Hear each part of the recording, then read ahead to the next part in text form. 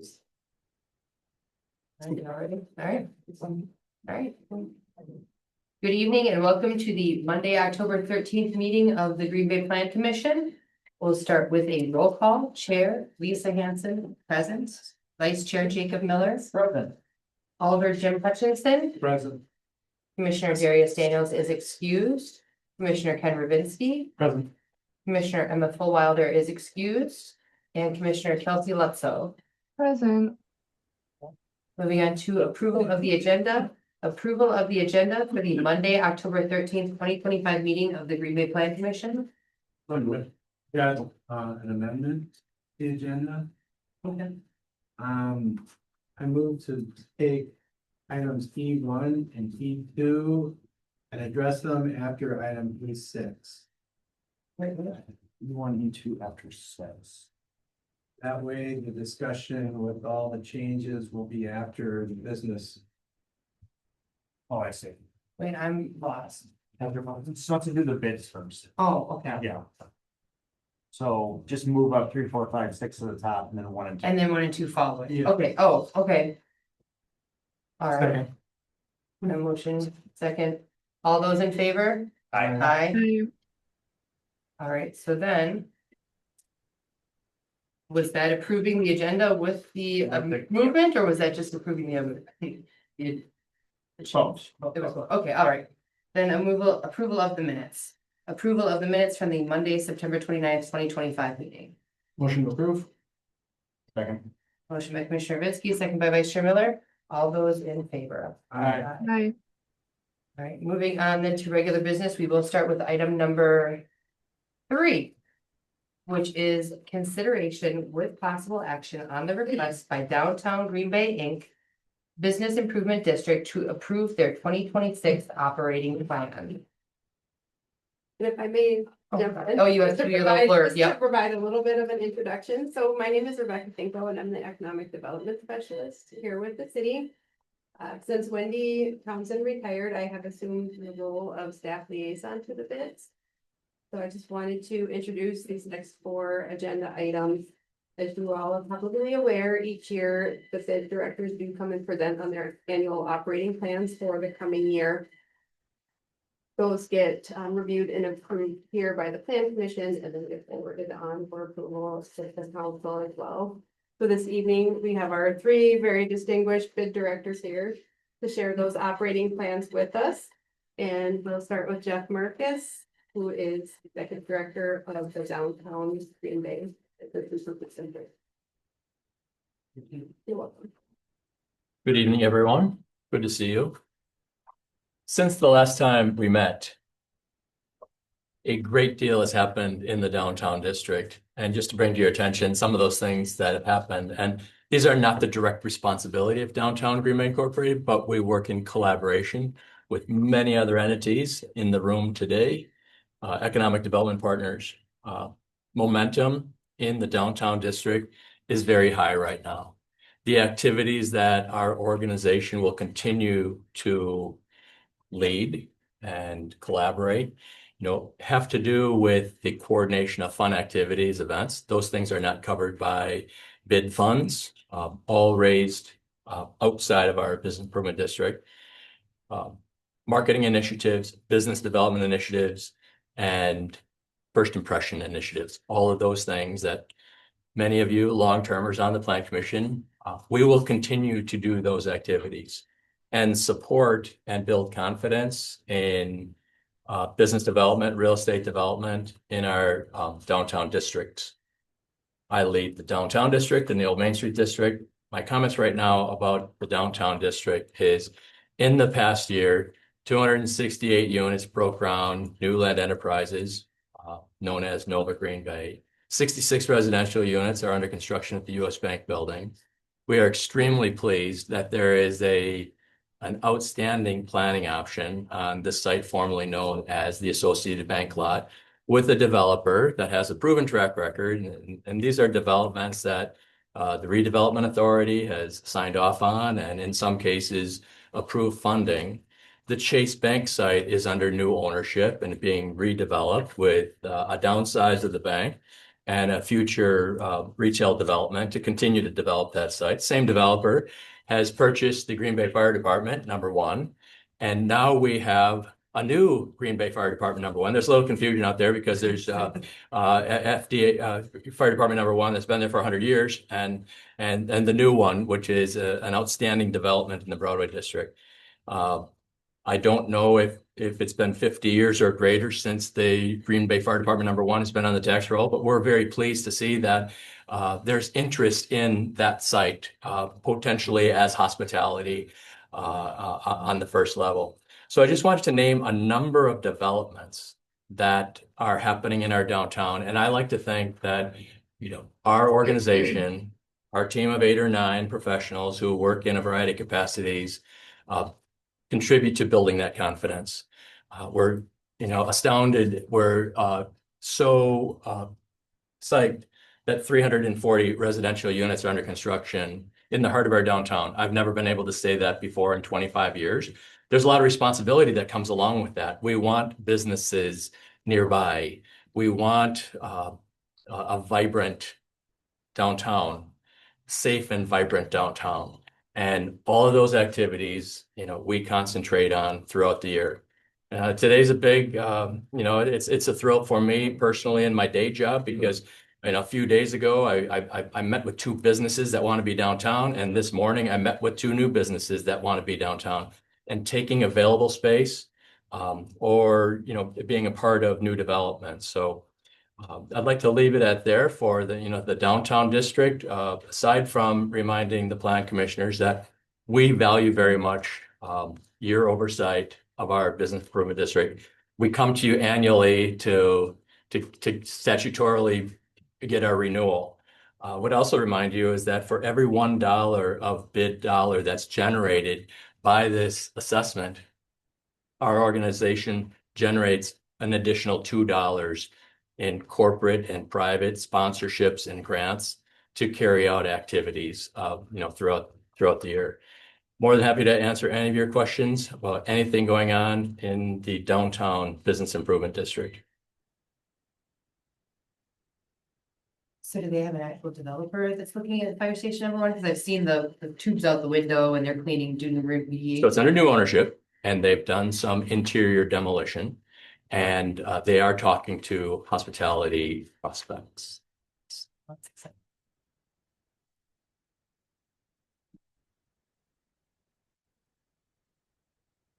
Choose my words carefully, but I've heard some complaints recently about some of the crime downtown. Seems to have caught such a nerve with certain people. Certainly don't want to just see heavy-handed enforcement of that, but anything to say that, or anything to comment on that would help just infrastructure wise, keep that at bay, or anything else to deter some more of that pesky behavior. Absolutely. There is not one easy strategy, and it's not a police department issue alone. It's a community issue. We want our downtown to be safe and welcoming for all. Our organization coordinated we have a security summit that the police chief participates in May. We found a need for security meeting, and I texted the police chief and he gave me dates, and we had that meeting set up less than a week later. Yes, I am in touch with our police department on a regular basis, and we need to continue to find ways to deal with behavioral issues in the downtown. And it all has to fit together. We want to be safe and we want to be welcoming. And there are some activities that are intimidating some people who come downtown, and it's inappropriate. So I've been very impressed by Chief Davis's recognition, and we need some new strategies. And he and I discussed some of those strategies in a conversation last Friday. Thank you.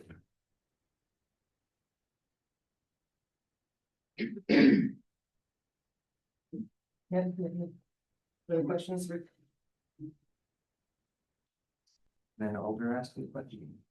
The floor is closed. Oh, Older. yeah, go ahead.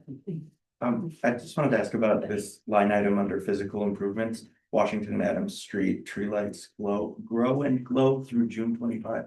What does that mean? So a reference to Grow and Glow, we had a capital campaign many years ago, 10+ years ago, that raised over $250,000 to invest in beautification. And so that fund is depleted now. And so we may look for additional resources to make sure with planters and banners and downtown lighting.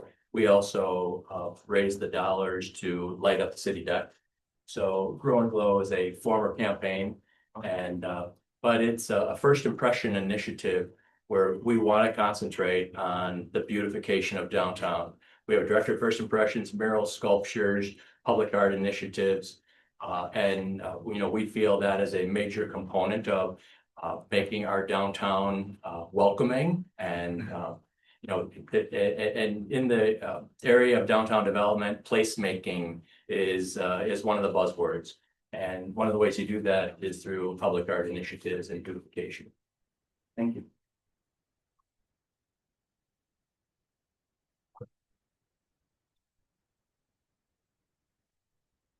Okay. Move to approve.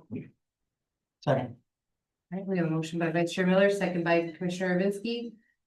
Any further discussion? And then we'll go ahead with the vote. All those in favor? Any opposed? And then that will move forward to City Council 21st. So. All right, moving on then to item number 4, which is consideration with possible action on the request by Old Main Street Inc. Business Improvement District to approve their 2026 operating plan.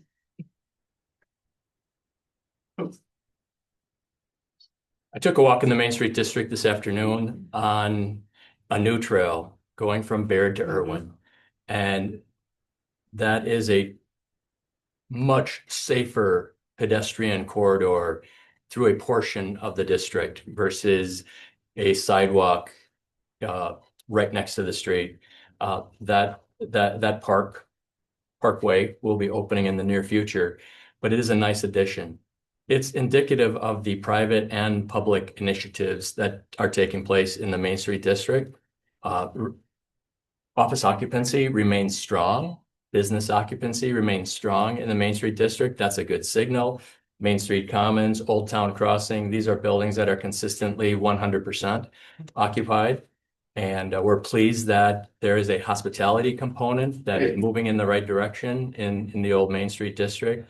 The arts are still alive with activities at the compound, the art garage, and NWTC Artisan Business Center.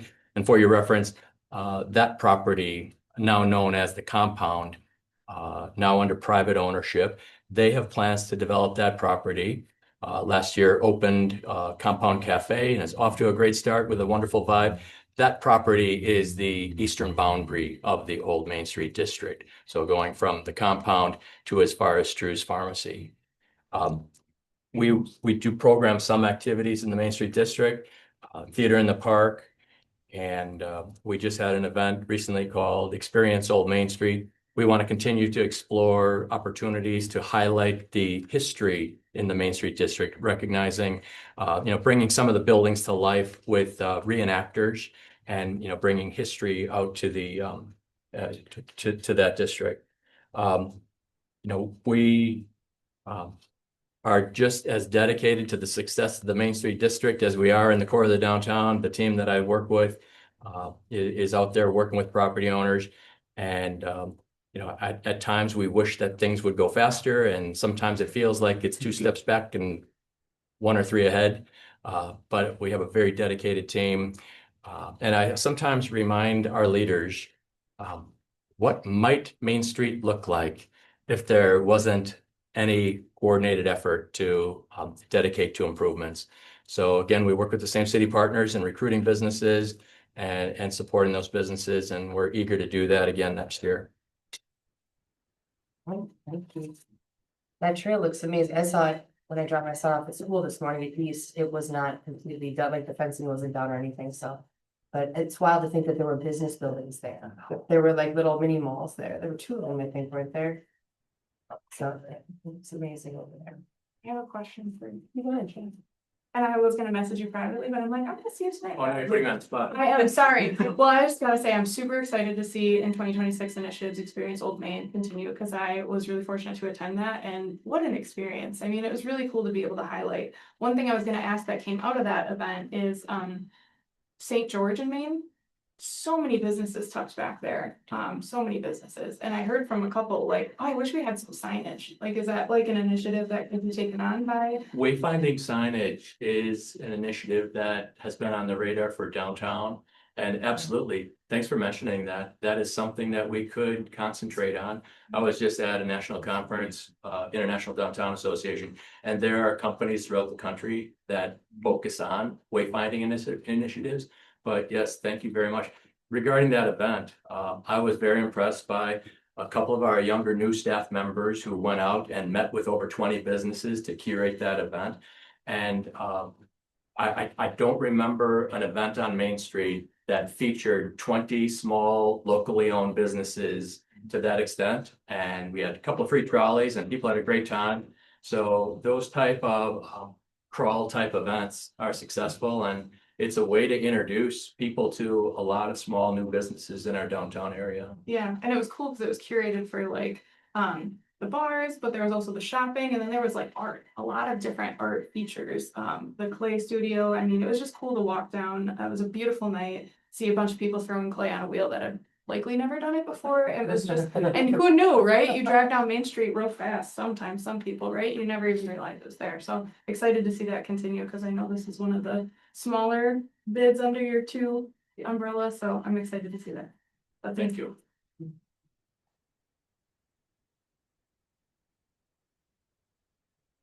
Move to approve. Second. And motion by Vice Chair Miller, second by Commissioner Vinsky. Any further discussion? All right, we'll go ahead with the vote. All those in favor? Any opposed? And then I'll move forward for City Council for October 21st. Moving on to item number 5, with consideration with possible action on the request by the Broadway Business Improvement District to approve their 2026 operating plan. Good evening, Brian Johnson with On Broadway. Our bid board president was going to come tonight, but unfortunately she wasn't able to be here, so I'm sitting in her place. As you may know, or I would at least remind you, I think we've had this discussion from year to year. Bids can exist really kind of one of two ways. They, the organization and the bid can be one entity, or in our case, the bid is separate from On Broadway, which is a 501c3. So clearly there's a close symbiotic relationship.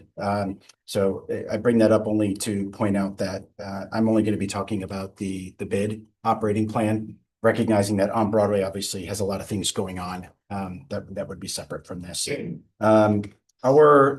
Historically, the bid assessment captures or represents about 6% of the overall budget that is invested in the Broadway district. And it's really because On Broadway raises money in other ways.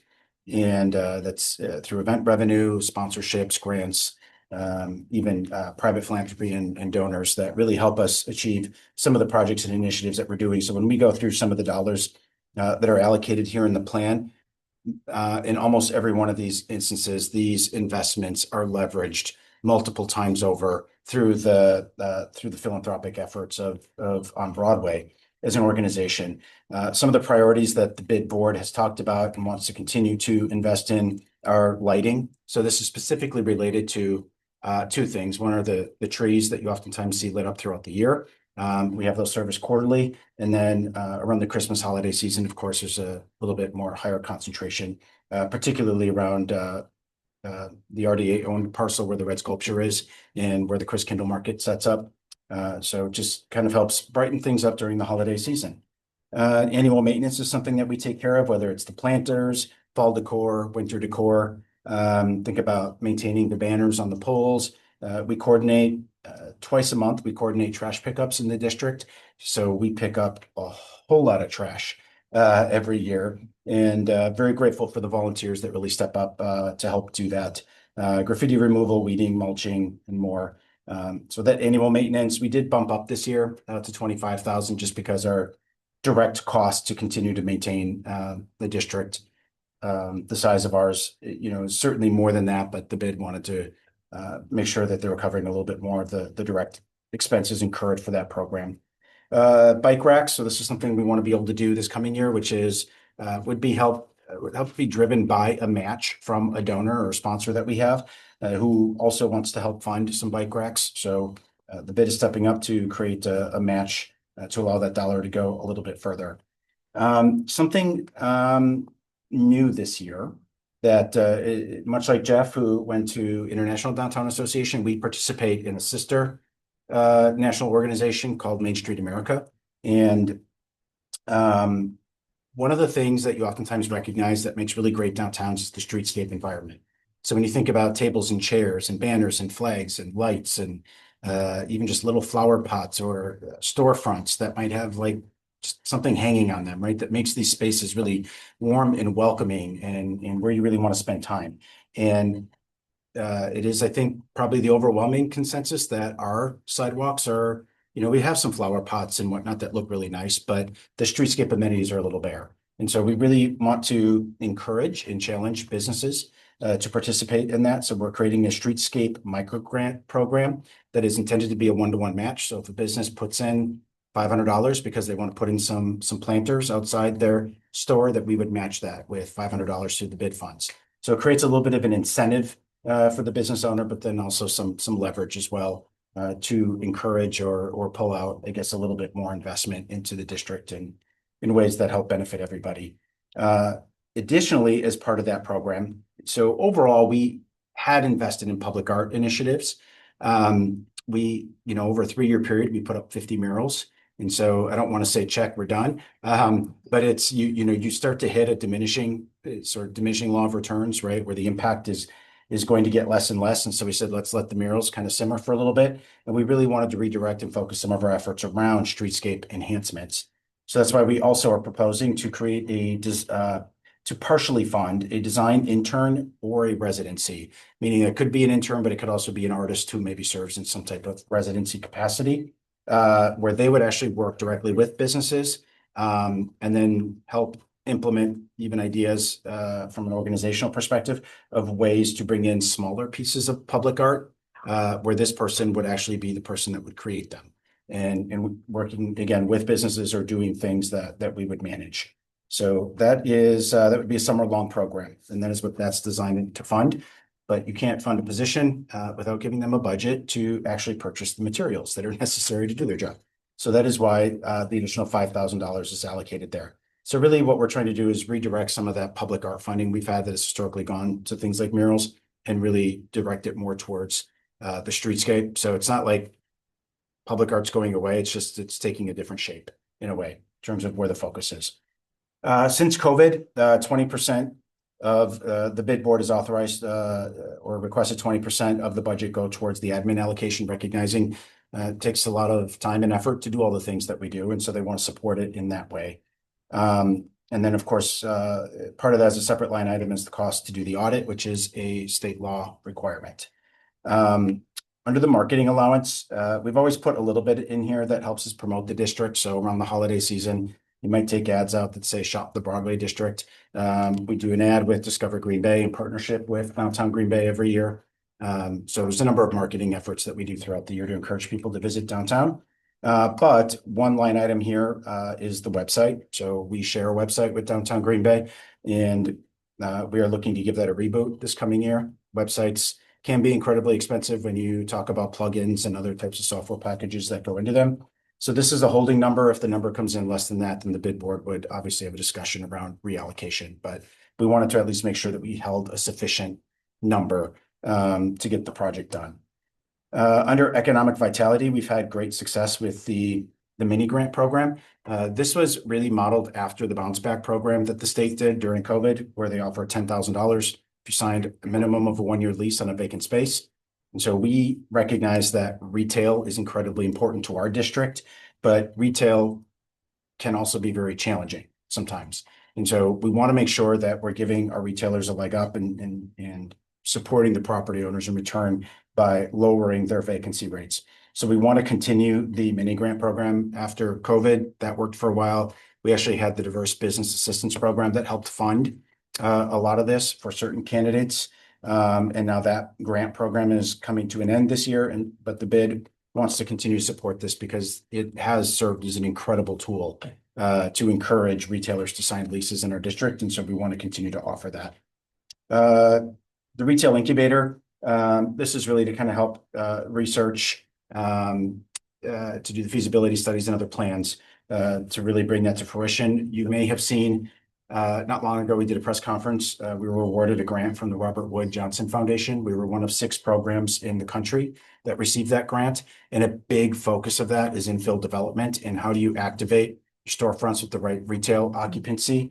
And so part of that is to make sure that you've got a good pipeline of retailers.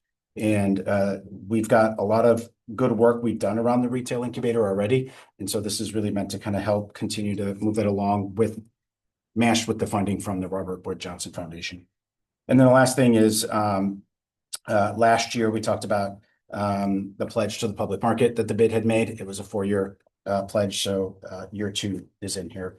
The activities are in there, but they essentially align with the budget. The one thing, though, I do want to point out is the assessment. And several years ago, the bid board made a conscious decision to that they want the bid assessment rate to be more in alignment with the state average. Right now, we are substantially less than the state average, but also recognizing that you couldn't just double your rate in a year, right? That would be not very wise. So what they have been targeting, though, is roughly around a 5% increase, I think, is where they've landed the last couple of years. And so that is what they are proposing again, is to increase the mill rate.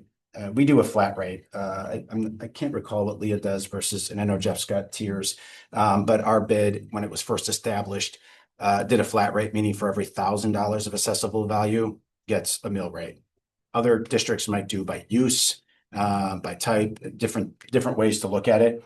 But that is how this assessment rate has been set up since the bid was formed in 2005. And so, so the mill rate, what they are proposing, would go from $1.55 to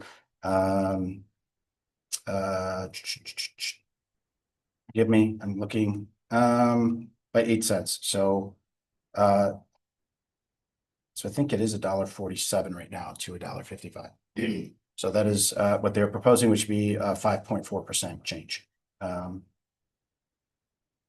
So that's it. Happy to take any questions if you have any.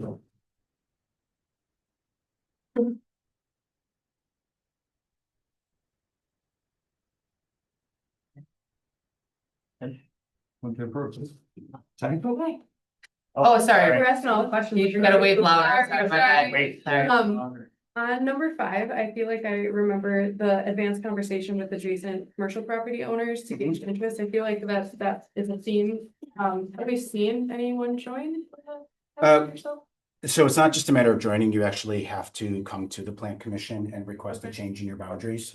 Conversations have occurred and there are folks that are willing to do that. The bid has not formally petitioned for that yet because they want to make sure there's actually a small, I won't call it a task force because that's an oversell, but a small contingency of bid board members who have taken on that task. Now, the subcommittee would be better. So those conversations have been going on. And I would expect that would be a formal proposal would probably come forward in 26.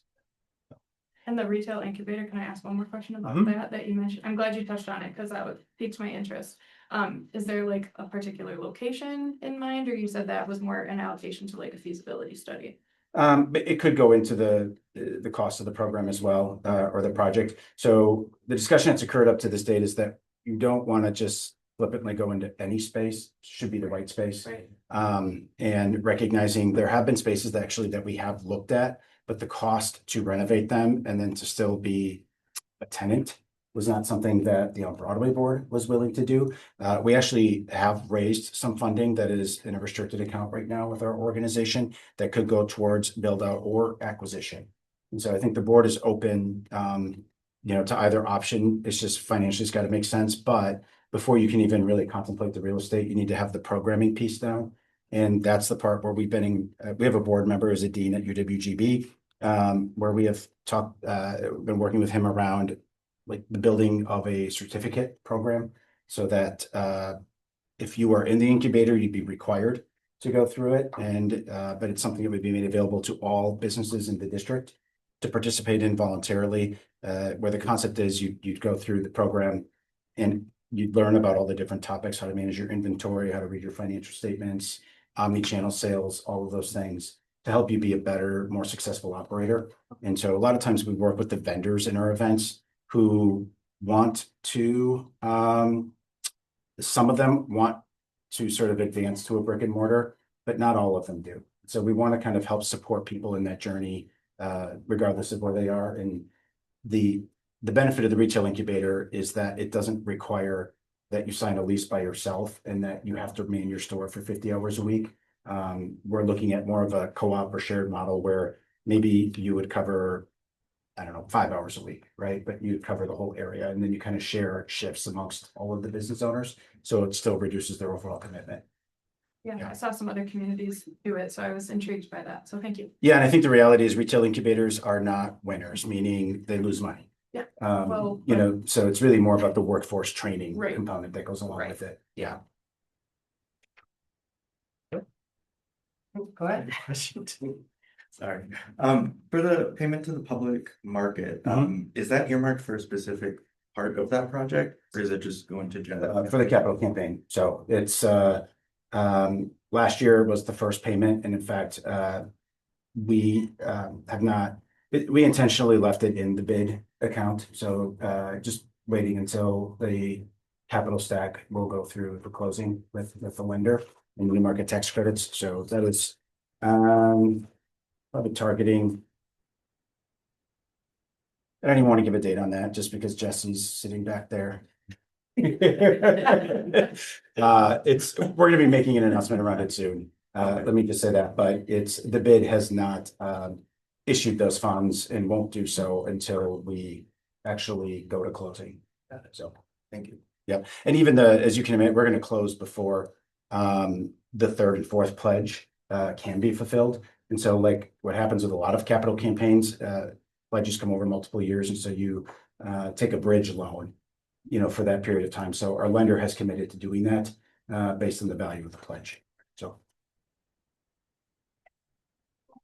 Okay. All right. Good. Thank you. Thank you. Got a motion. Move to approve. Your second, right? Okay. Premature then speak. Yeah. All right, any further discussion? Hearing none, we'll go ahead with the vote. All those in favor? Any opposed? And I'll move forward to city council for October 21st. Moving on to item number 6. Consideration with possible action on request by Military Avenue Inc. Business Improvement District to approve their 2026 operating plan. Hi, Leah Waker here. The fourth and the newest bid in Green Bay. And I think we're about 12 years old. And like Brian said, we're all structured slightly different. So we operate pretty much as a bid and then the nonprofit on the side. We just recently started a capital campaign for finding a permanent home for our farmers market. So our nonprofit is being activated more. And so we're kind of moving things around, but most of our budget has always been bid. This year is the first year we saw a decline. I shouldn't say this year, 2026 projected bid revenues, we saw a decline. That's the first time that happened because again, we structured differently. We have a cap. So if you go over 2,500 in your assessment, it's capped at that 2,500. So back in the day when the bids were formed, it took 70% of that specific boundary to approve to become a bid and pay this extra assessment. Part of it was based on that assessment and how you were going to do it. So that cap, I'm hearing from the people that were around at that time, was critical in getting it to pass. So if you have a $1 million property, if the value goes up, you know, even 10%, we're not seeing that difference. This year it was actually the combination of 2 lots. Bergstrom Auto tore down a building and combined some lots. So that took one totally off the bid. So because the value, we didn't lose the value in the tax assessment per se, but we lost the value on the bid. So, of course, I'm aware of those things. So I can see it on my end. So part of our discussion for this 2026 operating plan was how do we increase our revenue? We did hire another staff person, so I have 2 part-time staff people, and then myself still full-time. That's new. We've always had just a market helper, and so with 3 staff, it's a little easier to do things. I miss Sid from being here. She would always point out, oh, how come the salary stays the same all the time? Well, because it's just little old me.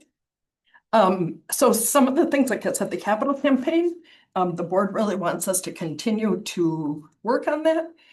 It's in the quiet phase of that at this point until we raise enough that we will take it to the public then and try to raise the remaining gap.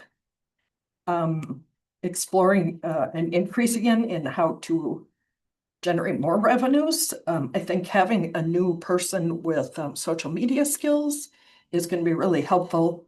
This person that I hired is young, and I asked, where do you get your news? And she's like, well, social media. It was just a given, and I almost cried. But I think it's the way things are going, but we hired her. So she will help us, you know, just add more social media. Again, with limited staff, it's just that is such a time constraint for most people. We are starting a test pilot for security cameras. We're still in the discussion phases on what that might look like. I think it's a preventative measure for violence and theft and things like that. The person that, one of our board members that's really working on it, said there's really no proof that it is a prevention, but it certainly enforces the speed on if something does happen, if the police have access to this video fast, it can really deter. I think it still does deter people from committing crime. I'd like to see it spread. We have about a 2-mile stretch on Military from just past Shawano, and Walgreens is the end, and the animal hospital, all the way to Lombardi Avenue. So we have a wide range there, but some residential that obviously wouldn't participate. Part of the camera campaign, though, would be to try to engage the neighborhood associations, and there's a brand new one. I think Badger Tracks is the name they selected, which is super cute and appropriate for that area. And I think we can engage some of those neighborhood associations. All of them now are active near us as soon as this Badger Tracks gets going. So that was a good addition. I helped have them come to our office to have meetings and stuff to generate that neighborhood association. The Garden Club gave us a grant also for flowers in the form of a bike rack. And we're still working on what that might look like. And then we'll have to get approval from the city to approve that design. But that's probably going to fall into 2026 too. We've been working on that. So again, the bid assessment went down. Staffing went up because of the additional staff. And then, of course, the organization and marketing went up as well, partly because of that new staff person. I remember one of your predecessors here said economic development and business development. It seems like that's what the bids should be working on that. But all the things we do are that. So this line item in here, it was really more for like buying flowers for a grand opening. So don't let that think that we're not doing that, because that's our entire goal would be those things. I think I covered everything on the 2026 operating plan, which has been approved by our board. And thanks, Rebecca, we did get the city attorney approval as well. I bet there's some questions behind. I know, it's right, I know. Well, thank you, because I'm glad you mentioned the neighborhood association. Thank you for opening your doors, because that was cool to see from someone who listened. So thank you for that. But I had a quick question on the monument sign Wi-Fi. Is that just because there's like graphics that rotate on the Lombardi and Military sign? Is that what that is addressing? Okay, got So it. just being more deliberate about the messages. The Green Bay sign ordinance prohibits a lot of what we can do on that. Just changed it. Not to help our bids out, just to help neighborhood associations. Boy. We have something to do with that. No, Okay. Yeah, okay, that's good to know, so you can. So some of our businesses, like, we can't use a specific business name.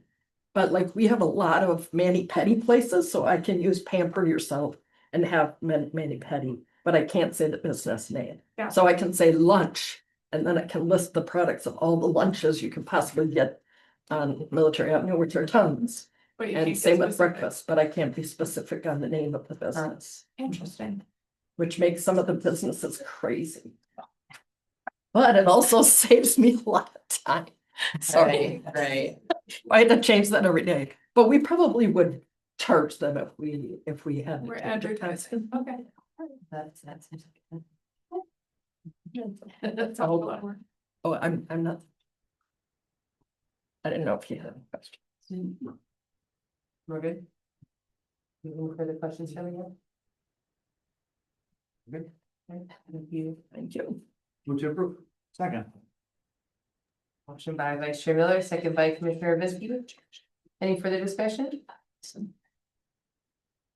right, we'll go ahead with the vote. All those in favor? Any opposed? All right, and then that will move forward then to City Council for October 21st. We are now on to item number 1, which is a public hearing. And this public hearing has been properly posted and public notification has been published in the Green Bay Press Times. The Plan Commission is interested in hearing public comments on the subject agenda item.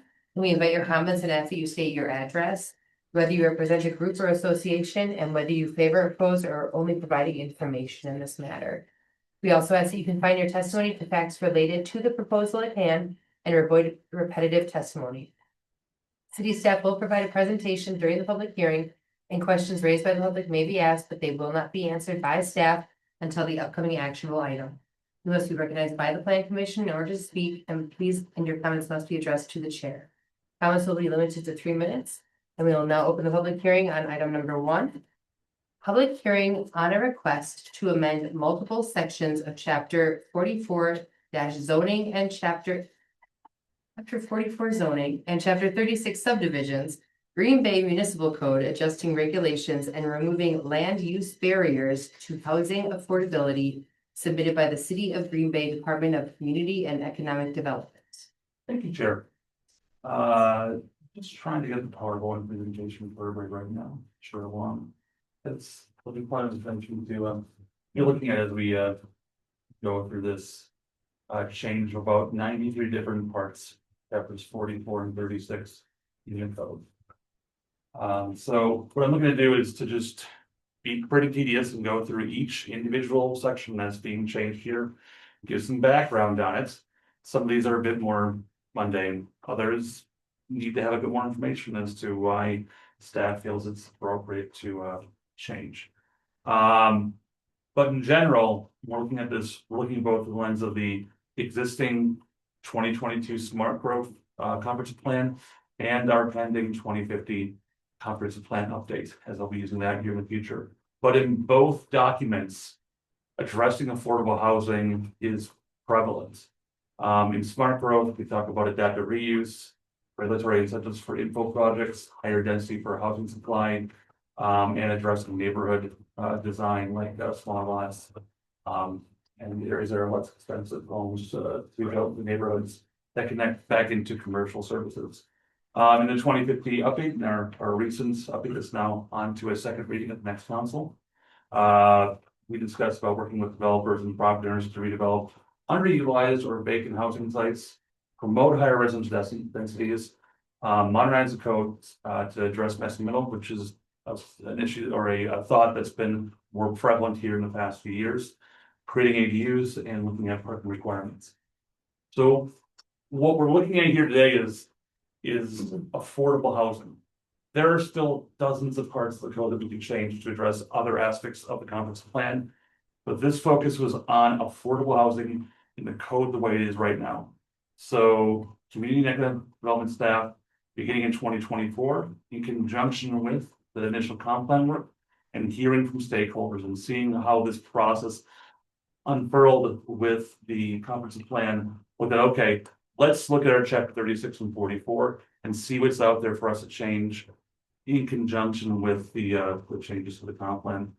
So staff has been working with other city departments because there are other points of view and other goals and objectives out there with different departments that, while we're all striving towards making the city better, there might be other aspects like green space or parks or street usage that just doesn't necessarily work well with the objective of affordable housing. Impervious surface is one of those things. We'll get into that when we're discussing. So planning staff has reviewed the entire code, and we came up with these changes. We brought it forth to the department heads for their review. Overall, this has literally been hundreds of man hours to go through this extensively, trying to figure out what the best reflection of the two comprehensive plans would be. And keep in mind, there are other parts of Go Big Green Bay that want to address, and probably a larger overall zoning code rewrite here in the coming years. We want to address this now because affordable housing is an issue that we have and we need right now. And so you're confident with these items. So what you're seeing here are 10 different articles in the code that would be addressed in here. Some of these are a lot more thorough than others. Some have tables and other ones are more detail oriented and go into written text. But I'm going to go through all of these. If you have any questions during it, feel free. Obviously, we have lots of folks here who will talk during the public hearing, address it as well, and happy to talk after that when we get into consideration. But I understand I've been talking for a long time. There might be something you want to address in the moment. Feel free to interrupt me and bring forth that question. So I'm going to go one by one. And the first thing that we look at here would be our definitional updates. You'll notice in section 44-250, sub 1 is that right now our only accessory dwelling in the city is based off of carriage house dwellings, which would be a detached garage, the dwelling unit above it. We're looking to strike that through and then get a broader spectrum for ADUs and establish ADUs as a use in the city. And so the definition that you see below would go into what it needs to be going based off of Wisconsin's unified dwelling code. Next up, R1 and R2. We're going to be seeing this a lot here in the next, say, half an hour. We changed we can tweak the definitions of R1, R2. What you're seeing for the orange would be add-ons. There'll be some strike throughs for other parts of the code. In this case, for R1, we are noting 2-family and small, lower density multifamily. What does that mean? In our case, we're suggesting 3 and 4 unit multifamily, missing middle, that we just don't have in the city. We're suggesting adding that on to R1. And then R2, which there are thousands upon thousands of acres of R1 properties in the city that are zoned that way. R2 is a much less lower used zoning standard, but we do have them. And then R3, which is typically associated with multifamily dwellings, would be somewhere between the amount of acreage you would see between R1 and R2. In this case, adjusting the definition to note small, lower density multifamily dwellings to be compatible also in the R2 district. So on to our use tables. This is what you're seeing when you are reviewing the code. Okay, these are the uses that can happen in these specific districts. The key changes that we're having with this would be in R1.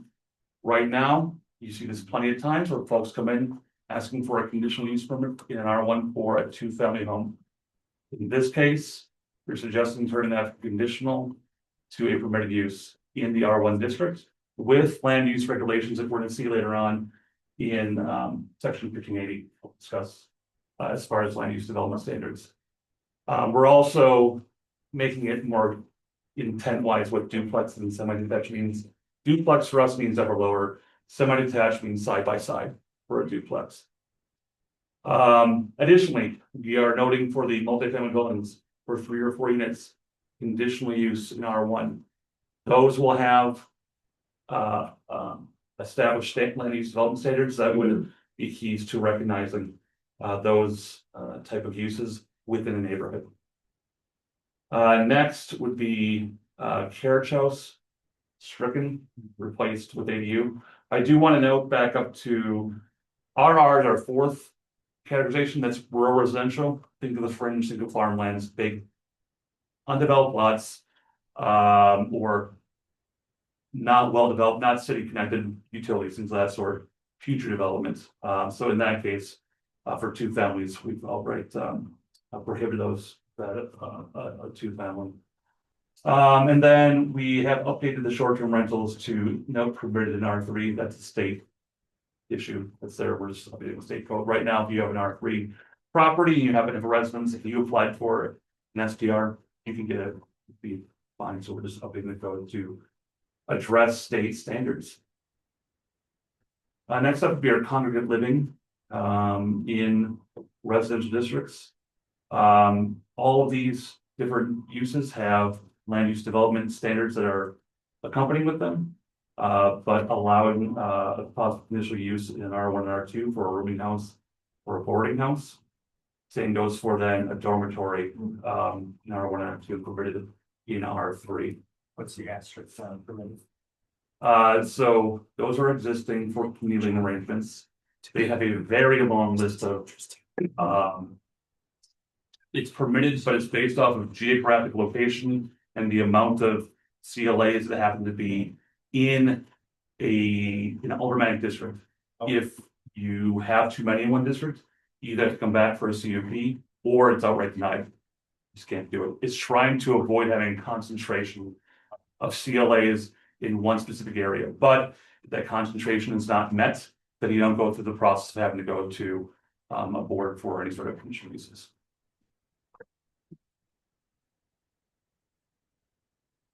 These are some just more on the fringe uses in residential districts. This will be your smallest one you have all night, but I just wanted to note some of the different changes. So some more additions to your congregate living, such as making it the same across the board, where R1 and R2 would be conditional uses for these congregate livings, R3 permitted use. For educational uses, adult daycare homes permitted across the board. And then just changing the institutional use to say existing library to be differentiated from that in our PI uses. We wouldn't have a new library as a R1 use in the future. Sure. So, finally, when it comes to commercial production uses, folks can have as a conditional use a personal service or a general retail sales at corner lots in R1 and R2 in the city. It's rarely used, but it does can occur. We really like to encourage it to happen at corner lots in the city. This raises the maximum amount of square footage you can have at a particular use from 2,500 square feet to 5,000 square feet. So you have to, but it gives you more options for somebody who might want to have a local business in a neighborhood. Okay, so these are some larger changes here that are put forth with the code. Lot sizes. For R1, changing the lot size minimum standard of 7,500 feet for a new lot. If you're living in an older part of the town, city right now, you are not living on a 7,500 square foot lot. It is much smaller than that, chances are.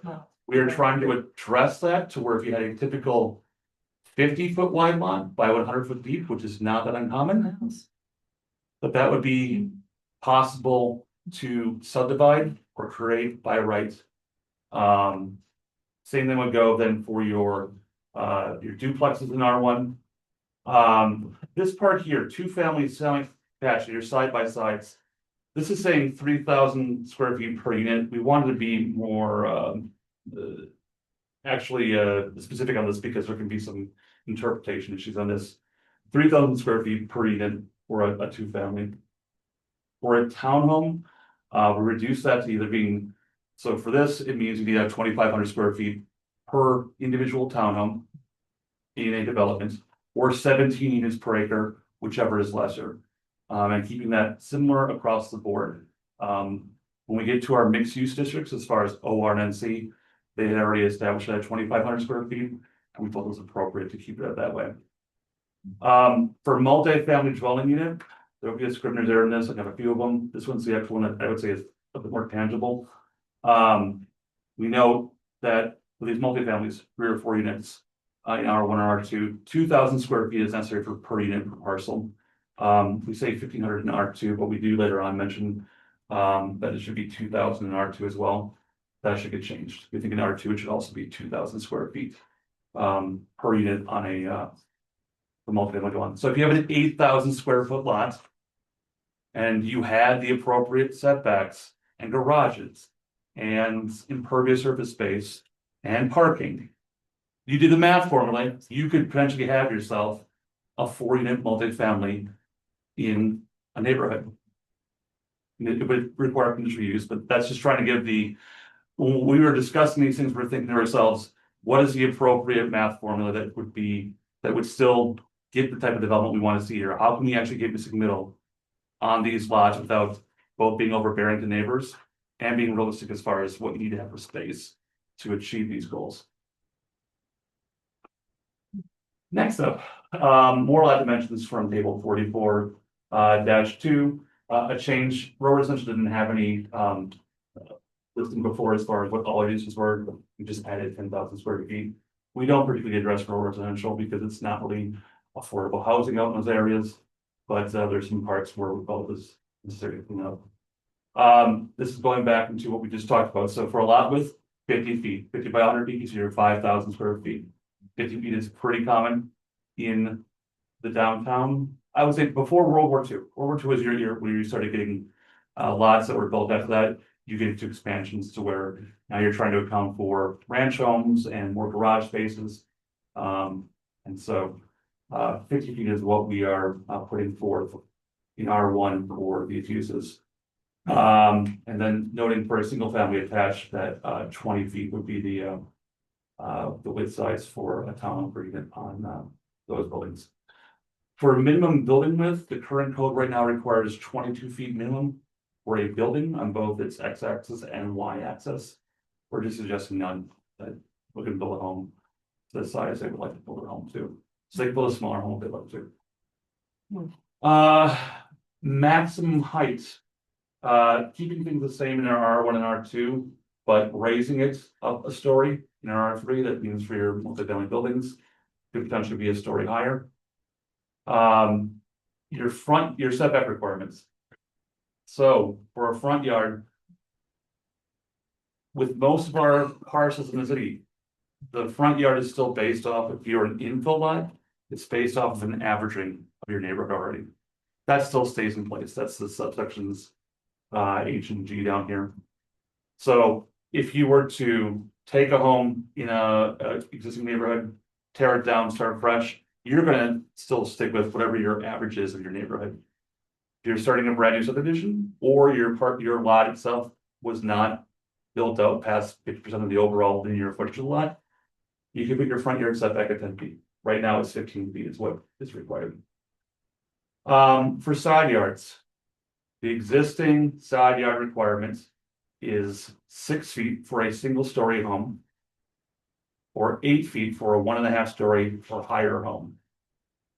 We are suggesting changing it down to 5 feet across the board for all side yards in the city.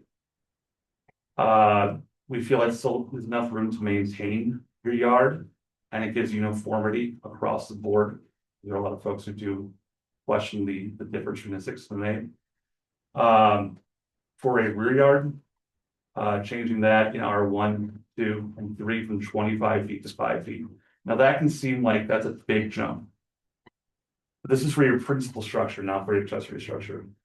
And so for your principal structure, if you are setting your home at 10 feet from the front yard, or let's just say a typical average, maybe say 26 feet from the front yard, and your lot goes back 100 feet or 200 feet. I highly doubt you're building an 80-foot deep lot or building on that parcel. The reason why we're bringing this forth is there's a lot of folks, especially on corner lots, a number of the things that are corner lot considerations. where folks go, the Florida Board of Appeals, they want an attached garage, they can't do it. They could have a detached garage, because this is accessory structure, and they could be within 4 feet of the property line. They want an attached garage, like other folks have more contemporarily in 2025, and the code doesn't address it, so we don't feel like there'll be that many folks who will just make, with the idea we still have setbacks, we still have impervious surface requirements. That folks would put in just a very deep home, but this is trying to account for mostly corner lot folks. And then for garages, a slight tweak. If you have an attached garage, you have to be at least 18, or sorry, right now 20 feet from the front property line. That's based off the idea of having a car parked in front of your garage and not going into the sidewalk or front right away. Our parking standards require an 18-foot deep actual parking stall. So it's reflecting that meet with the parking code. These are some of the notes you have in table 44-2. B, strike through, no more minimum requirement for 22 feet in width. I know these are just changing around the ABCD between a strike through. The addition, note that screening and buffer yard setbacks also have to comply with Article 19, Division 5, which is around Chapter 44-1694. These are the landscaping standards that were brought forth back in 2022. Those code pieces could overwrite what the screening setbacks are. Additionally, we dropped out lots containing 60 feet of public street frontage. Moving that up because the side yards have been reduced to 5, and also reducing the 6 and 8 for side yards because we want to reduce it down to 5 feet. So that has been removed. Okay, so next up, we had briefly touched upon this back when I said there was a scriptures there with this. R1 and R2, 2,000 square feet of parcel space per unit. So if you want to have a 4-bedroom, you got to add 8,000 square feet of land on a property. For R3, reducing the requirement, right now it's 1,500 plus 500 square feet for every 1 bedroom. So if you had a 3-bedroom apartment, you need to have 2,500 square feet of land. So now we're asking developers, okay, what do you have for, you want 3 bedrooms, 2 bedrooms, 1 bedrooms, so on and so forth. We're just making this across the board as one number. Maximum impervious surface coverage. So in R1, R2, R3, we're not touching RR. We're suggesting a 10% increase in all of those. Why? Why that? With these different changes that we're looking to put in place and encouraging people to build out their homes in the central city or on smaller lots and not have larger lots, we understand there's a need to have some more impervious surface to take care of. Maybe I want to have that 2-stall garage. I want to add a porch onto a property. I want to utilize my space as much as possible. And in this case, we felt we needed to give the suggestion to account for that, because if they didn't change, these actions we're putting forward for the zoning code won't necessarily be able to happen. If they come back for requests for, we believe for requests in front of the Board of Appeals to try to have some relief, because with having less setbacks and having opportunities to do things potentially like accelerated dwelling units and 3 or 4 family homes and 2-family homes as a by right, need to have more space. So we're suggesting that. We're suggesting adding into the code that no more than 60% of a principal structure is ground floor from facade. Maybe you have attached accessory structure facade, i.e. a garage. We understand that you start putting these different code pieces in, you have smaller lots. You still may want to have that 3-stall attached garage on a property. And if the garage is your focal piece, you've lost a bit of the infill that you're trying to get and keeping the character of a neighborhood. So we felt it was appropriate to tie this into affordable housing on this. Next up, so we're talking about in 44-590, residential accessory structures. So we do have a number of folks who come in asking to put in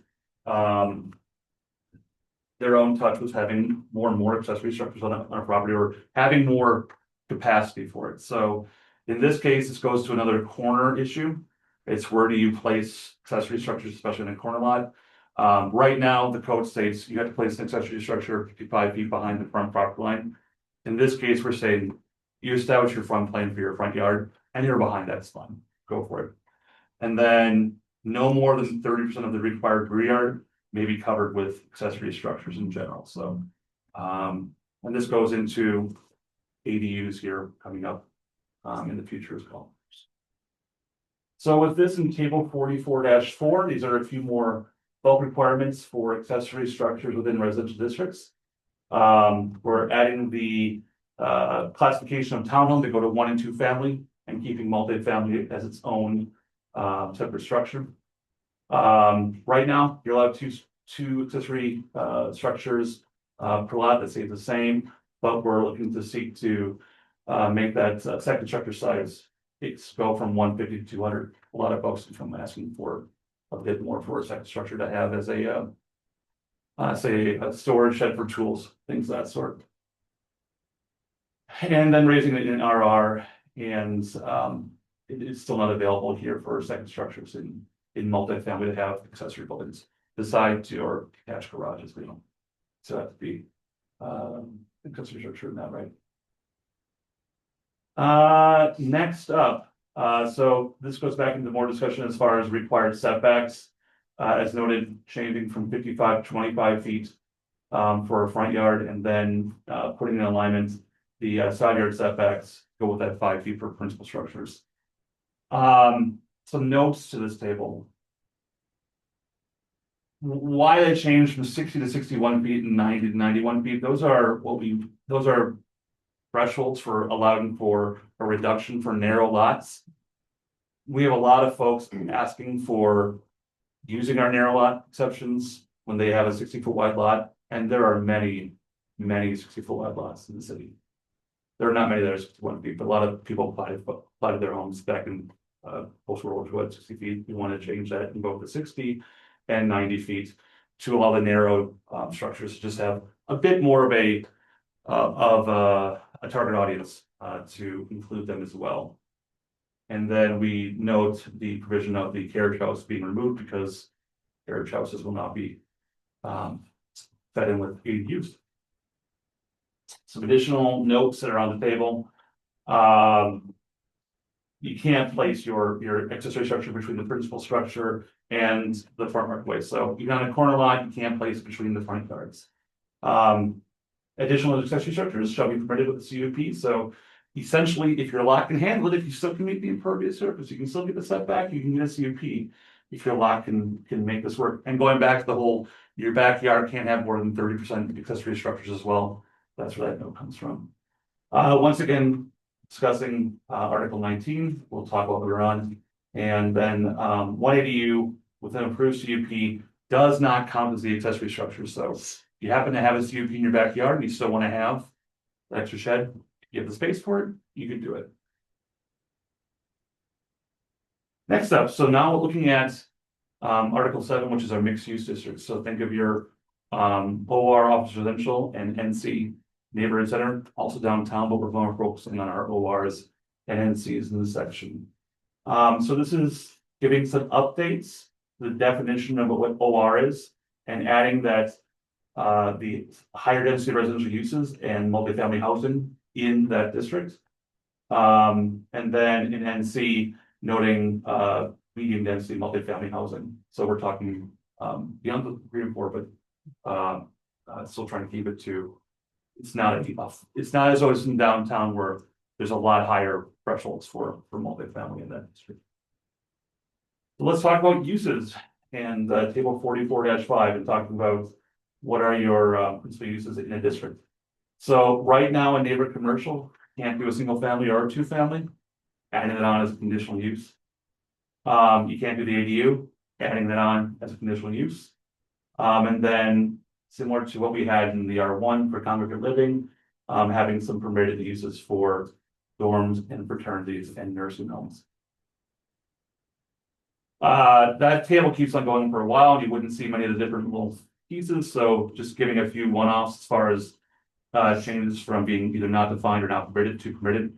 So, cemetery, no, are not permitted.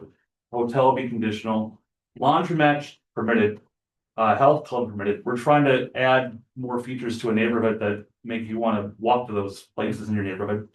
And then, a parking structure for a principal use not permitted to conditional. For NC, for parking structure, both principal and service, not permitted to conditional. This is trying to keep everybody the same standards across the board for OR and NC. And with being conditional, I can recall one of the few times this commission denied or recommended denial for conditional use was for a service lot in an NC because they didn't meet the standards. It was unnecessary, so it's not as though those would be just approved. You guys will meet the standards for it. Okay, right now in our code for mixed use buildings, there's provision that essentially commercial has to be in the first floor, especially on the principal street. This is changing that requirement to allowing for more residential to happen on the first floor, to allowing a maximum of 50% of the first floor facade fronting the street to be used as residential. We still want to maintain these districts to commercial uses, but we understand the market forces that are telling us we need to have more residential. We've made PUD changes in other developments to make this happen, so we're putting it in the code. And so that means right here, and this is one of the, we should call this as a one family, unless I had single as a, it's not spelled right, and it's must be used in a different form or somehow. But it's one family uses would be then regulated as if it was in the R1 district as far as its dimensional area requirements. So we're going back to setbacks and building heights, things of that sort, refer back to R1. How this be used in this district. Okay, so next up would be more of the mixed use bulk requirements for townhome, for just adding the notation that towns are part of the single family attached. For multifamily dwellings, the amount of space you need to have per unit, reductions from 2,000 and 1,500 square feet down to 1,000 per unit. The OR and NC. In our downtown 1, reduction from 1,000 to 250. In our downtown 2, no requirement. You can build as tall as you want in these areas if you want to do it. For floor area ratio, changing the maximums on these to try to encourage more density from 1 and 2 to 3 in our OR and NC, and then from 3 and 8 to 5, and then none in the D2 district. We talked about this back in our R1 and R2 on corner lots, but if you're in OR or NC, maximum ground floor area for retail and service uses, a bump up in our NC and our downtown, those uses. And then a notation for our maximum width, going back to what is it like in R1 for a single and 2 family? Achieve that, not available in downtown. Downtown still does not allow for singles and 2s as a use. For the lot width, we're changing the townhomes from being 24 to 20. That's going back to, we have our standards that have been reduced for not having the minimum size. 20 is put in place for the idea of saying, hey, you still want to have a 2-stall garage and maybe have an entry.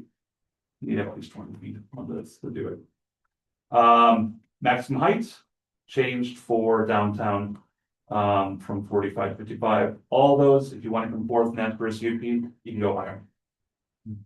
Max impervious surface coverage for OR changed from 60 to 70. All the rest of it look the same, but OR has some similar characteristics to more like your R2s in the world as far as uses, so we wanted to change that.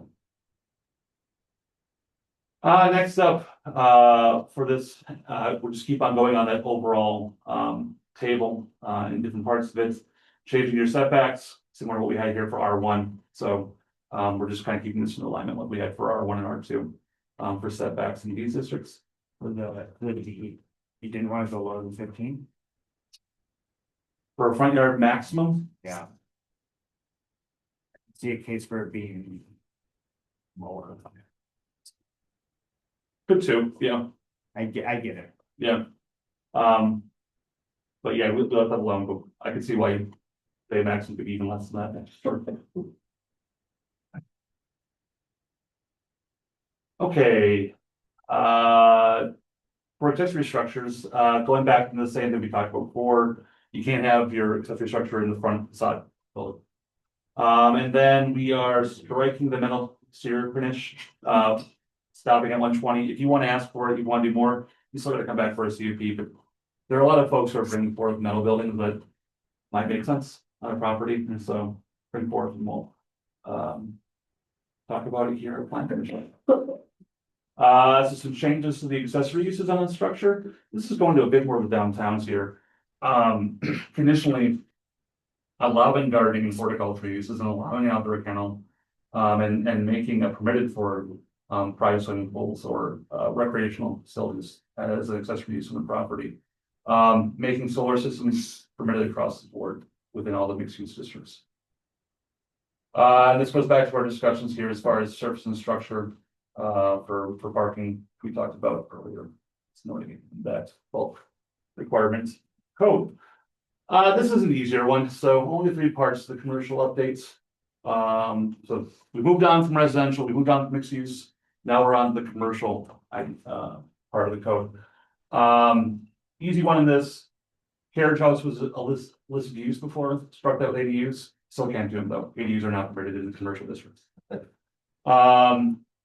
Going back to what we talked about before with, I'm gonna go to 683 here. 50% of the overall first floor facade can be residential in a commercial district in this mixed use building. This is a big one. So right now, multifamily is permitted in commercial, but it has to be on the first or above the first floor. Allowing a full multifamily is the only use in commercial districts, so long as you are a minimum distance of a quarter mile away from any right-of-way intersection of an Imperial Street freeway or highway from another. So we're trying to say you can have multifamily, but we do not want to see it dominate. So if somebody establishes one, you have to have minimum separation distance of 1/2 mile. So let's say you put one at the corner, I'm gonna just say Shawano and Military. You couldn't expect somebody's gonna put one up at Shawano and Leo, which is on the opposite side of the line. It's too close. Okay. But it's trying to still maintain the integrity of what the commercial core is for, but get more density and recognize we have a shortage of housing and knowing these lots are typically larger. So having the separation distance as the way to try to balance out both the because we do not want to see an oversaturation of multifamily homes down our typical commercial corridors. But sprinkled in, I think I have merit. Are we really able to ask questions right now with public hearing? I didn't, if you had a specific thing that you wanted to ask for. Well, at the I'm moment. just thinking about, I think about that development that was supposed to go in for a shop though on Military. Yeah, And how we didn't like it because of the amenities for, and I think if it's just permitted, we would have had no say on that, correct? correct. Yeah, it would have just come, and they put that on university, but it was supposed to happen. Okay, Yeah. all right, that, Yep. all right. Okay, so now we're gonna get into the meat and potatoes as far as we talked about bulk requirements, all the numbers. This is your actual land use development standards for these newer uses, especially talking about ADUs and 3 or 4 family residential multifamily in R1 and R2. But the first things first is trying to give some more definitions, 2 family dwellings, duplexes, semi-detached in R1. So it's proposed to be a permitted use. You don't come in front of this board anymore. And before we had a stopgap of saying, if there happens to be anybody on that block within 300 feet of your property, you can do upper lower, but you can't do it side by side. What we're suggesting now within the R1 district is that there would be no more than 1/4 of the lineal frontage of a block may be converted or built as 2 family homes. Once you've reached that threshold, 2 families are over, can't go on. So we're not going to see a block becoming nothing but 2 family homes. It'd be a mix along a block. Additionally, duplexes and semi-detached housing shall be designed to reflect the general architectural style of surrounding blocks. That's already in the code. We're adding in the semi-detached housing because typically speaking, duplexes can do a better job of just generally integrating in the neighborhood. Semi-detached can have a different story because a lot of times it's a lot of garage. It's not quite. If we're in a ranch neighborhood, it might work out all right, but it's just harder. So we're noting that for infill, your building has to have a look and design that is complementary of the neighborhood. So 2-family, semi-detached, R1, R2, canning the existing code. So that's what you're seeing right there. Missing middle, multifamily, 3 and 4 units in R1 or R2. When we were discussing this for many different sessions as to how this would work, you need to keep in mind there's a different parking code for single and 2 families and then everything else. Single and 2 families, we're thinking about driveways leading to garages, driveways that are piped up that. Commercial spaces, multifamily, we're thinking large parking lots. No garages, things of that sort. So if you want to introduce a 3 or 4 family into a neighborhood, we wanted to have development standards that would make this look like a normal neighborhood home and function within the there are homes that exist, especially in our older neighborhoods, that are 3 and 4 family that really don't look any different than the houses around them. Because we think a lot of what we're putting forth here, we have to codify it. These are the design centers we need to do to make certain that these homes could fit into a neighborhood. So no parking shall be located in the front yard between the front facade and the street, except in the driveway, providing access to the parking area or parking area in the backyard. Think of it this way. There'll be folks who might ask, I want to change the entire front yard into a parking lot. I have 4 units, I need to have parking somewhere. You can put your parking in the back, which is existing on many homes in our established neighborhoods, or many parcels, but not in the front. That's where that's going from. If a primary entrance of the structure is not facing the street, the community economic development director or the designee may choose to require its location to face a public street. The primary entrance is not face public street, a dedicated sidewalk must connect said entrance from the right of way to the entrance. What we don't want to have here is that essentially you have units in the back of a property, but if you're somebody who's coming parking on the street, walking down the street, you don't know where to go to. Like, you know, I'm taking a dedicated walkway to my front of my house. And it may not be precise to my front door, but your front door may be in the back of the property. It's trying to give a bit more, I'd say, dignity, frankly, to people to say, yes, I have a true house here. It's not just buried in the back. Multiple family dwelling 3 or 4 units shall be designed to reflect the general architectural style of the neighborhood. So this might be a challenge. There might be neighborhoods where it just doesn't, you can't fit these in. This wouldn't fit the overall architectural style of the neighborhood, or especially one that might just be, let's say, a mass-produced 3 or 4. You can't just slap it into a neighborhood and say, well, let me tell the rest of the code. It's got to meet the general architectural style of the neighborhood. So.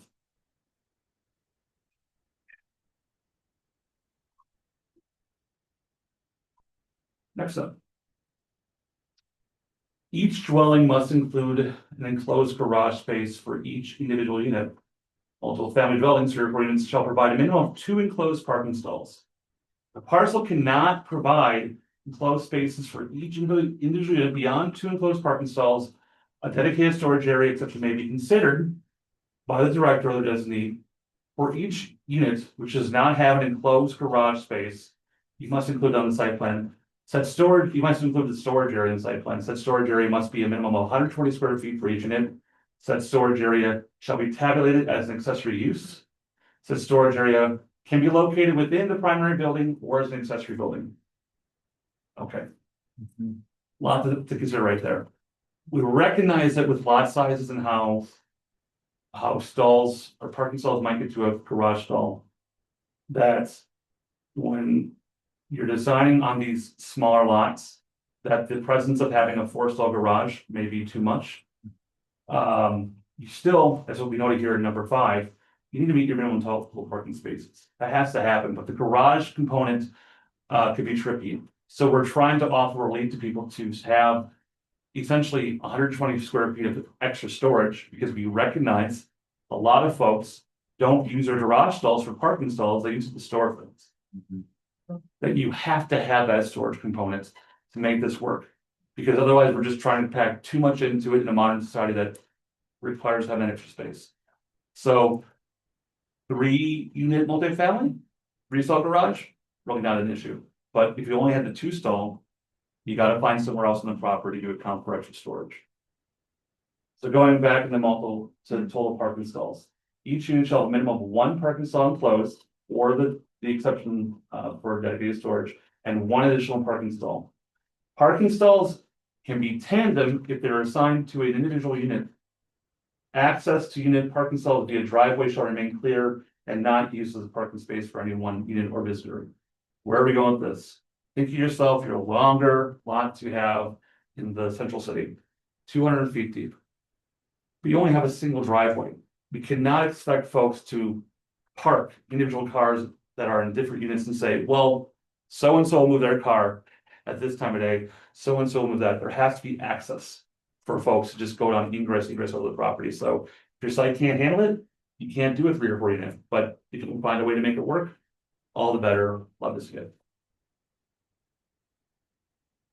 So that was the 3 and 4 units within the R1 and R2. So now talking about ADUs and all residential or mixed use districts.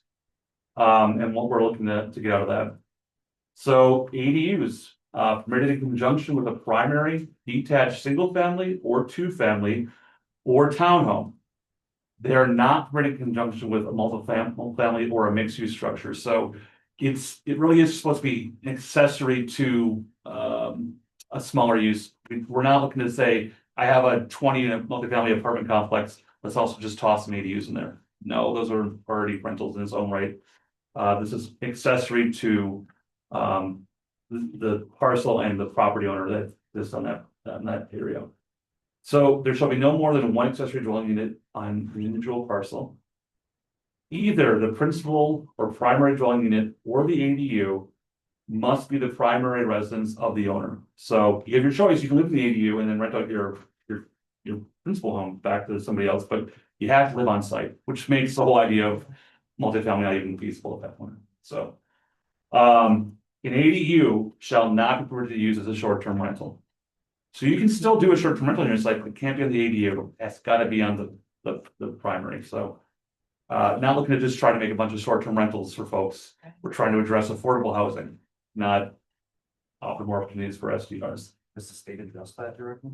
You can still on your property have the principal structure being used as a short-term rental, but you can't do both. The ADU must be located behind the facade plane of the principal dwelling of parcel, something right away. So once again, accessory unit can't be in front of your primary home. So you can't just put a tiny home in your front yard and call it good. The gross floor area of that ADU cannot exceed 1,000 square feet or the size of the primary residential building, whichever is less. So if you happen to have, let's say, an 800 square foot home, you can't build 1,000 square foot ADU. This is very similar to a lot of our accessory structure talk. From time we've had carriage house discussions with this board. So your ADU cannot be taller than the principal or primary dwelling structure. This ADU still has to maintain the architectural style appearance of the primary building and the surrounding neighborhood. Just placing, let's say, a container in the backyard is probably not gonna work.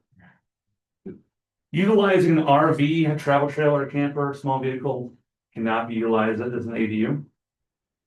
No portion of a lot on which an accessory dwelling unit is located may be subdivided from or legally described differently than the lot, which contains the primary unit, and no portion of the structure containing an ADU may have ownership different from that of the primary dwelling unit. So if you wanted to condo this out, you can't. The rest of this is straight through for carriage houses, which wouldn't be noted anymore, be part of the overall ADU. You can do carriage houses as part of ADUs. You can still do this. Just maybe you have a lot more options. Minimum of one parking stall shall be dedicated for ADUs provided on the same lot. Set space, it can be open or in a garage. But it has to meet all dimensional requirements within the code. So need one stall. Doesn't have to be enclosed. This is their own. There shall be an unobstructed walkway leading from the public street to the ADU. This is similar to our 3 and 4 family. Trying to make the space, as much as this is as an accessory to the people who are linked to the principal structure. This would be people who'd be living in this house. It's trying to give connection back to the street and not just tucked away to the back and doesn't have any interaction to get to it. Or walkways if you wanted to walk from your front door back out to the rest of the neighborhood. And mind you, these are all CUPs, so you've probably seen a lot of these if this goes through. And it has to be the normal zoning code requirements and then up to a CUP for review. Next up, this is just talking about what we discussed here previously with the 3 or 4 units and the specific off-street requirement standards. So 3-unit dwellings must have a minimum of 5 spaces, 2 of which must be enclosed. So going back, this is the idea of if you happen to have a 3-unit structure, if you have a 1 family, 1-unit structure, so a single family, you need to have 1 enclosed, 1 outside. If you're a 2-family, you need to have 2 enclosed, 2 outside. If you're a 3-family, you need to have 3 outside, 2 enclosed, but you could do the 120 feet inside of your building in a different, in that provision that allowed for accessory uses to be in a basement or in a different accessory structure. And then the number goes up to 6 and 4 for 40. And then we just specify that if a multi-family dwelling of 5 or more goes into typical 1 space per dwelling unit. But keep in mind in those situations, we're talking about larger parking lots that don't require garages, although most developers prefer. This is referred to many times in the code. The section 19, refer to that for landscaping. This is part of the 2022 Green Infrastructure Code changes. This is a revision that we want to do just because there's been development's been hard to accomplish in our more dense areas because of the standard, and this we feel is necessary to really get requirement or development to happen on narrower lots. So we've adjusted the code to make, if you're a non-residential or a multi-family 5 or more units, and you're adjacent to a residentially zoned or a single or 2-family or townhome next to you, you have to, the way the code is written right now, have a 25-foot buffer between that use and then the existing use. If we're talking, you're on a 50-foot wide lot, that means you've just lost half your developable area. This change to the code is looking for in both infill property and in mixed-use zone districts, so NCOR downtown, that buffer be reduced to 8 feet wide rather than 25 feet. There still is a requirement for landscaping. There still is a requirement to have a effect with shielding for visual purposes, but at 8 feet, still plant species and thrive, and it gives you so much more space on narrow lots to actually develop infill development. And so that was the idea to change the code here. And so that was all of chapter 44. That was our zoning code. Next up is into our subdivision code. There's not as much here. This is more just giving a bit of changes to just reflect that we're looking to change the specifics rather than being codified in 36, refer back to 44, because that's where if there are any changes, at least in there, because it's not to say this will stay static forever. Maybe there's a change 5 years online, refer back to chapter 44. And then we are striking through further divisions of lots containing 100 feet or less shall not be permitted. That was in Kate, that was there because when our minimum lot size was 75 feet, you couldn't divide that in 2. Now you can, so we struck that language out. And then finally, there's some language here for 0 lot line dwellings. These occur right now in the city, but this is just giving some actual language to the idea of if we happen to have a side-by-side duplex, that as long as you're meeting the code requirements back to our bulk requirements for setbacks, amount of space for each individual unit, you could divide a parcel up into a 0 lot line dwelling, so long as you're meeting the building code requirements. And in that case, we're talking fire separation, utilities that are to individual units, if you will. And this is more just giving some actual code that just isn't in the language in the code right now to allow for 0 families. Right now, we've been basing this off of interpretation. It's actually codified it. And that's the changes that are requested by staff. Excellent. So now with this public hearing, we're looking to hear from anyone who'd like to speak on this item. You can just come to the podium, state your name and address for the record.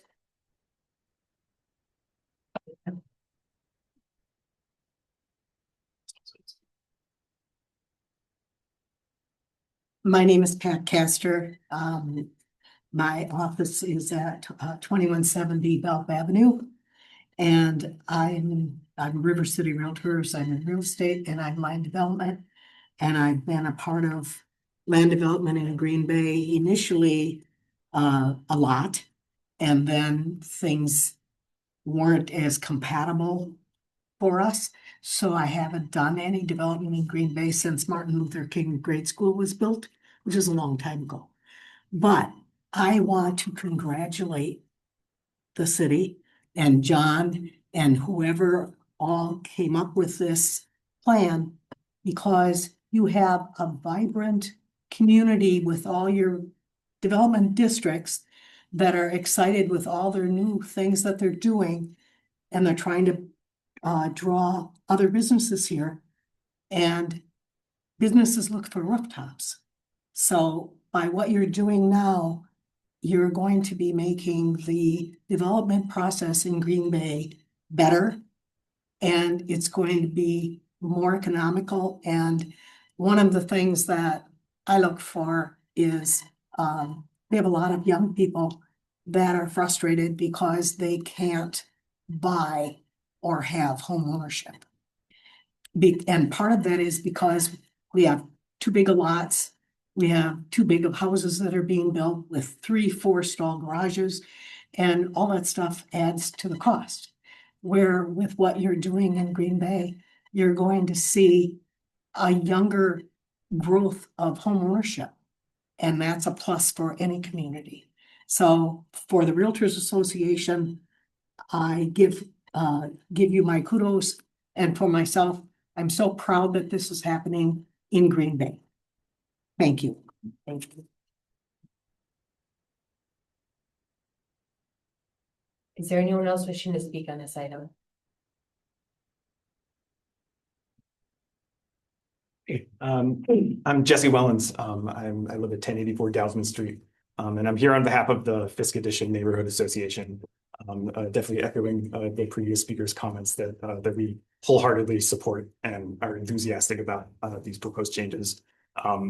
For me and my fellow board members, housing affordability is such an important thing that we care about a lot, for its own sake, but also for all the second order effects that housing affordability happens to affect. When houses are and homes are unaffordable, it affects crime, it affects homelessness, it affects educational outcomes, it affects economic outcomes, it affects just absolutely everything that we care about in our neighborhood and in our city. So we are really excited about this. I saw it on the agenda and I very excitedly told my wife, I was like, oh my gosh, it's happening. Because I could share, from my personal experience, I grew up in duplexes. I've lived in duplexes and triplexes more than I've lived in single family homes, which is what we live in now. But in my life and for my parents and my grandparents, had we not had those duplexes and triplexes available for, all of our crazy changes in housing, my parents got divorced and my brother rented from my mom on the other side of the duplex, and my other brother rented from that same mom later in a different house, and our grandmother lived on one side of our triplex, so we could take care of her, so she didn't have to go to a nursing home right away. And all of these things would not have been possible. So when I learned, a couple of years ago that building this missing middle housing, is difficult in most places in the country, and Green Bay being no exception. I was kind of shocked, because it was so normal for me growing up, and I'm happy that this is being considered, and I hope you all support it, because it's a big part of where I am. I'm lucky enough to be a homeowner right now, but I cannot imagine if we couldn't have found duplexes or affordable housing options to live in when my family was growing up. So just want to share all that with you, and I thank you for hearing me out and your time. So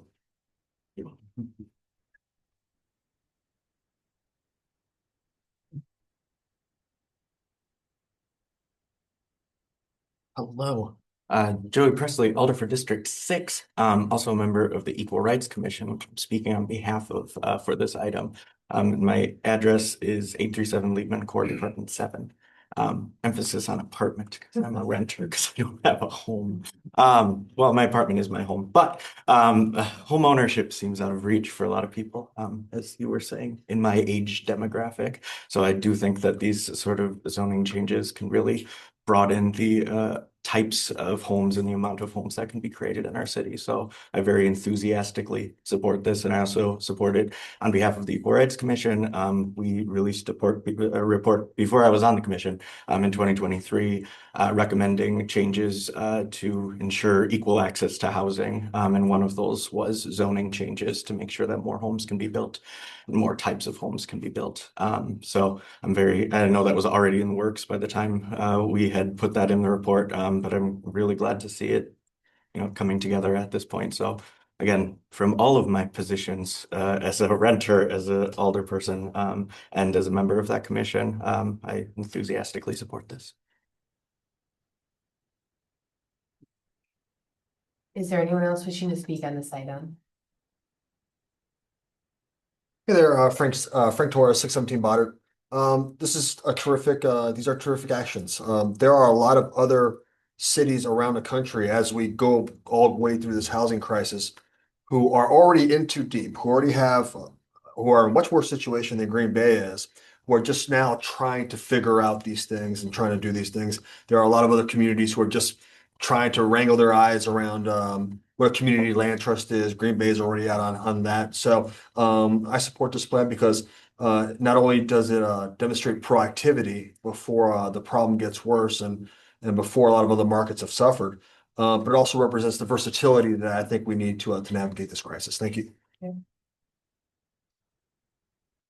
there anyone else wishing to speak on this item? Maybe just do it now instead of the agenda item. Certainly support, David Buck and I have had these conversations for years around some of these changes. So it's probably been years that your team has been working on this. So I know how much time and effort has gone into this, and obviously thank the whole team for all the effort on that. The one that really just caught my attention because it probably affects my district the most, and probably 90% of what you shared up here, John, huge supporter of. 10% that I want to study a little bit more, or maybe I'll say 9% I want to study a little bit more. 1% that really caught my attention, and I want to make sure that I understood it properly because I can't bring up the website yet.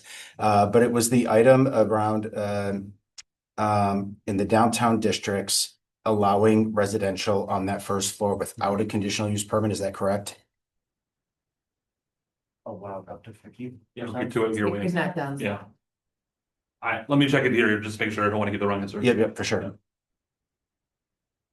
And while you're looking that up, that caught my attention because I don't know that I would support that, and I don't know that it actually contributes to housing affordability, recognizing that most developments in a downtown district are going to be larger and much more complex. And I'm not opposed to any residential on the first floor. But I do think continuing to allow conditional use permit that allows those projects to be vetted, because you've seen this in other cities across the country where residential has been allowed to happen without any buffers. And quite frankly, they've been downtown killers because they take up the space within your commercial corridor, that aren't used for commercial uses, which creates the density that attracts people to your downtown. So that would be and again, I hope I'm not speaking to something that's not actually what you presented, John, but that was the one topic that caught my attention, notably. Because there's certainly, and we've done this, right, downtown, you think of Nova, Flats on the Fox, right? So there are circumstances where I definitely agree it can make sense. But even in the case of Nova, I would say I had conversations with the developer about trying to get them to add, commercial to the other corner. And ultimately, I understand the math couldn't work. City would have had given it was close to another $500,000 of TIF. And I just didn't think this, squeeze was worth the juice in that scenario. But I just don't think we should revert to like automatically allowing it. Right. I can address it now if you'd like, or do you want to wait till the after public hearing? I guess technically, you know, yeah, Yeah. right, yeah, so. Maybe you should have waited for the end. All right, is there anyone else who'd like to speak on this item? Is there anyone else who'd like to speak on this item? Is there anyone else who'd like to speak on this item? Let the record reflect that no one came forward and this public hearing is now closed. Moving on to the corresponding actionable item, item number 2. Consideration with possible action on the request to amend multiple sections of chapter 44 zoning and chapter 36 subdivisions, Green Bay Municipal Code adjusting regulations and removing land use barriers to housing affordability, submitted by the City of Green Bay Department of Community and Economic Development. Thank you, Chair. So addressing the question, right now in mixed use, multifamily is permitted use with the caveat being second floor and above. And so, so right now, the existing code is second floor and above is gonna have to be, you have to have the mixed use to where the first floor has to be a non-residential use. This change, so permitted use be multifamily, not going through conditional, would be to change residential uses, not dominate the ground floor, rather a maximum of 50% first floor building facade, fronting a primary public street, may be residential use and in design. It's not something that staff took lightly. There's a reason why it's been in place this way, as to what Alder Johnson had mentioned here within mixed use districts and commercial for that matter. So we do not want to see those districts become essentially larger R3 districts. But as noted with Nova and noted over at Rail Yard, and trying to encourage finding both the affordable housing, which was our task, and still trying to preserve what those districts are. This was our suggestion for it, but merits there as far as this is a debatable topic. As with everything in here, but this was not something that was taken lightly with the number and this idea when bringing forth these suggestions to this board. So I'll note as far as other items, we did receive a letter of support from the Railroad Association, but it came in late, so we'll add that into the council package. Anything else that might come in here into the future as well. And then staff is recommending approval of the changes, but I will note this look at this again very much in depth for the past week and a half or so. There's a few scrivener's errors in the document that would be suggested to be changed. I have them here for you. It's a matter of some spelling errors and where there's some spots where you might tell we might have added in another subsection into a part of the code and it didn't update, and so some modifications just to make those corrections would be good. But happy to hear any comments and questions regarding any specifics on these updates. I'm just learning the Scrivener's error is different than a Scrivener's error. Is it the same thing? I've always said I just Scrivener. Google search just right now and it says. I literally am so- doing a Google search right now. Oh, I'm like, I've never seen Scrivener. I do Scrivener. Yeah. That's crazy. All right, well, that's what I learned today. That's. Sounds like a Scrivener's error. It really is, right? I'm like, you got a Scrivener's error in your Scrivener's error, like. But apparently there's multiple spellings. Never mind then.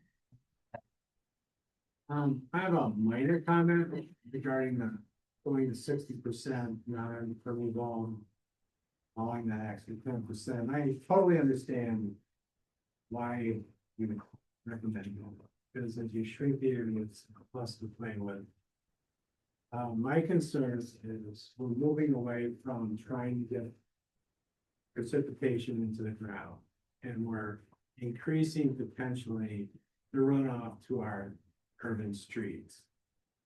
And I've always been an advocate of, if you can't make 10% just flat ground, why not add engineered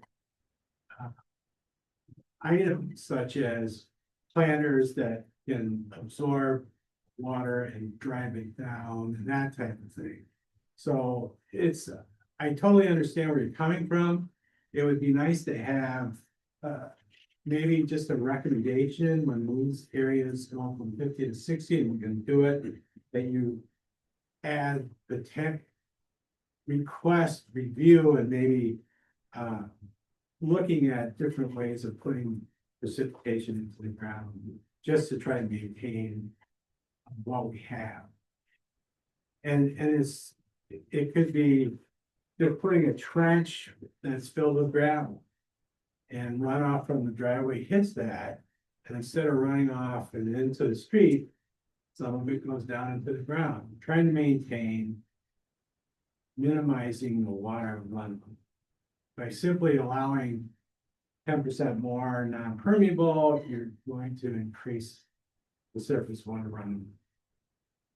And I think just a simple, just recommending it in the process of design review, if it's recommended, could people potentially do this, not make them required to do it, just bring it up somehow, and some people will do it.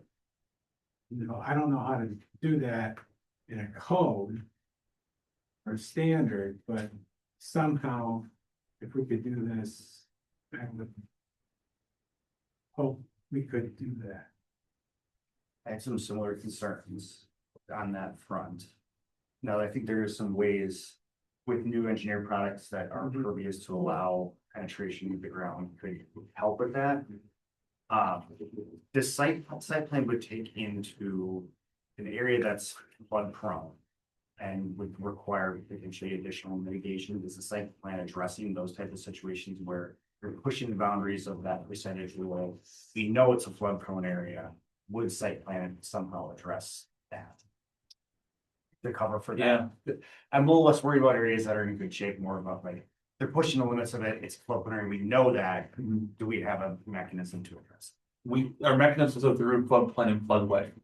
Once you get beyond that, we don't have a mechanism to say your property is adjacent to. Now, we'll tell this to you. There are many times where folks will reach out and say, do I need to have flood insurance? Or they feel great because in the 2023 updates, there were many homes in Old North that got removed from floodplain. This is fantastic. I don't need to pay for flood insurance anymore. You don't have to, but we are strongly encouraging you to do this, yes. And so that, similar to what you're saying there, Alder, as far as, you know, should you do this, we'll tell it to you, but we're not falling in to say, did you actually get the insurance? We don't do that. And there's a massive difference between should and shall. Right. We have parts of this code that are should that are there. I wish they were shall, because should just has no real punch to it. Yeah.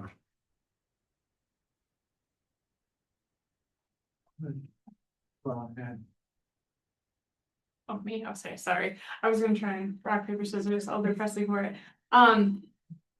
There is maximum square footage for units from what I could tell. Would you be able to tell me if there's minimum? Based on some conversations I've had with some neighbors recently. We dropped it. There's essentially.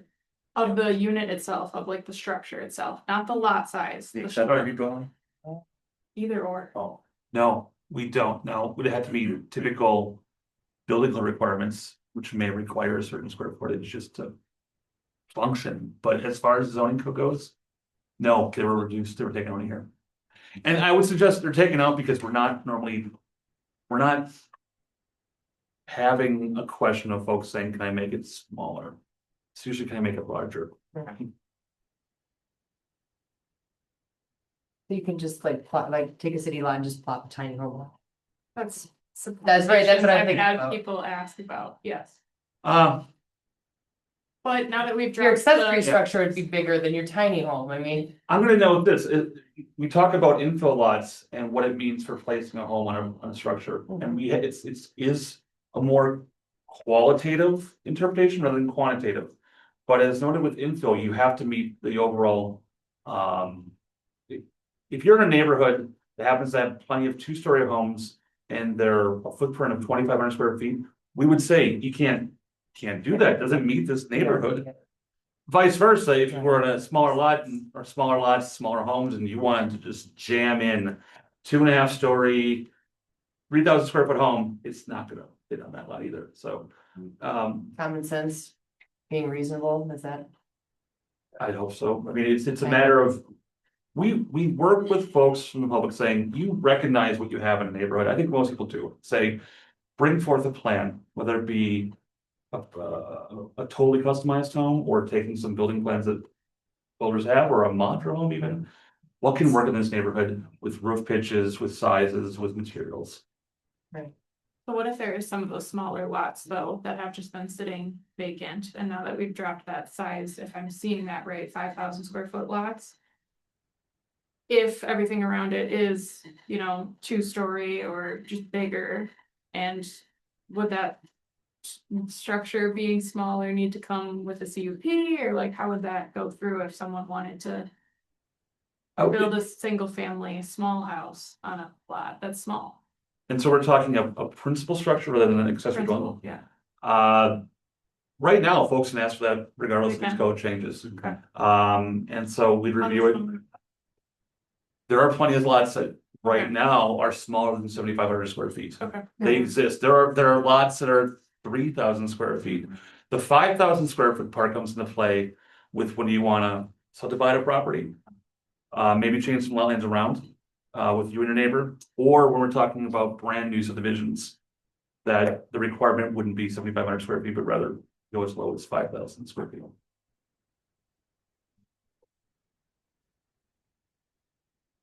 That would be my one concern though. I think because you know, if you've got the eliminating or reducing the lot widths, that kind of stuff, I support. I mean, by eliminating the square footage minimum though, I think that almost runs counter to trying to create more density, because then you could have somebody underutilizing a lot. And that would be my biggest fear, right? Is if somebody drops a home into a neighborhood where it doesn't fit. Potentially, but the market doesn't really incentivize that right now. To do that action. You could technically do it, but who's doing that? We took up a 22-foot note here in the residential chapter. Now, there have been folks who have asked to put in smaller than 22-foot wide or deep homes. That's 488 square feet or so. People have asked for that. It's uncommon. And it's not as though we've had people ask, can we do 20 feet wide? Sorry. I know it seems like this is a little minor tick to it, but no, you can't. And that's the part where we were looking at as far as code, trying to, that person coming in saying, I'm gonna put a 20 by 20 foot home in. And they could in their neighborhood. All right, go for it. Because I would suggest the folks who are looking to do the 20 by 20 foot home are probably on existing lots that are less than 5,000 square feet in neighborhoods that have, we don't really have that many neighborhoods that are just nothing but small homes, but a mix. You'll find that smaller cottage-like home in a neighborhood next to a 2-story that's 3 bedrooms, 2 bath, and 2-cell garage. And I agree, Commissioner. I mean, I think it's not a strong likelihood of happening, but I'm also a believer if you can predict it, you can prevent it. So is there a simple mechanism you could put in there, like a CUP requirement? I don't know the right answer just yet, but. And when going through the building requirements, would we catch it at that point or not so much? No, so it wouldn't be going to you, it'd be coming to us, Right, staff, that's what I'm and saying. interpreting it as far as what it means for infill. And I want to go to, it's brought up here twice in the overall discussion. Goes back to something like this. This is taken from other parts of the code. We didn't just, we took it from other parts of infill and said that essentially take a dwelling shall be designed to reflect the general architectural style of surrounding buildings in the block, including front yard depth, height, and roof pitch, primary materials, facade detailing, and size and placement of windows and door openings. Renderings of building elevations designs must be complementary with neighborhoods. This requirement shall only apply under infill lot definitions. And I get that code has wiggle room. I think it's purposeful to have wiggle room because to not explicitly say you cannot do this. Trying to give people options out there, but still keep with the interpretation and the general reflection of the code's trying to do. And so yes, somebody could come forth and ask for in these code updates a tiny home, which we kind of are expecting for ADUs, in the Right. backyards, but if they wanted to have it as a principal structure, they could, and if the board or the council feels it's necessary to address that, happy to hear Is that a judgment call through the building permit process? it. It is, So judgment call by staff? yes. And is there, if you're the applicant, do you have an appeal process if you don't agree with staff? On this one here, it is difficult because we're not talking about quantitative numbers, it's qualitative as Mhm. far as what this is. Now, the times where folks have said, hey, I want to put in, we've had folks who said, I want to put in a less than 22 foot wide modular home where it does not fit the neighborhood. The neighborhood itself has larger homes, 2-story homes. It would be out of place in the neighborhood. And we've explained this part of the code and people have said, okay, I understand, it does not mean this. But if somebody was, I would suggest unreasonable and wanted to challenge it, yeah, it'd be a harder one for how we process that. Board of Appeals is the road to go to eventually.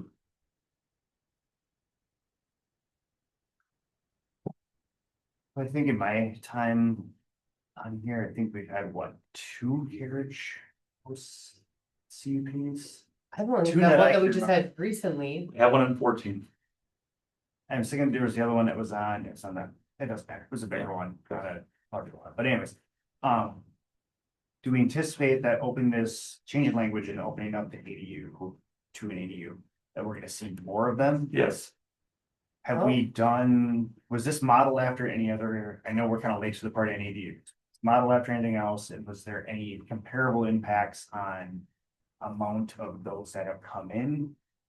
That's a good question. This is taking the memory bank from 2024. We looked at other municipalities, but we didn't just, we applied it, we read the language and went, okay, I'll just apply it to us. What do we want to accomplish from this? So this is our own individual language, but we looked at what other places in the state were doing for ADUs.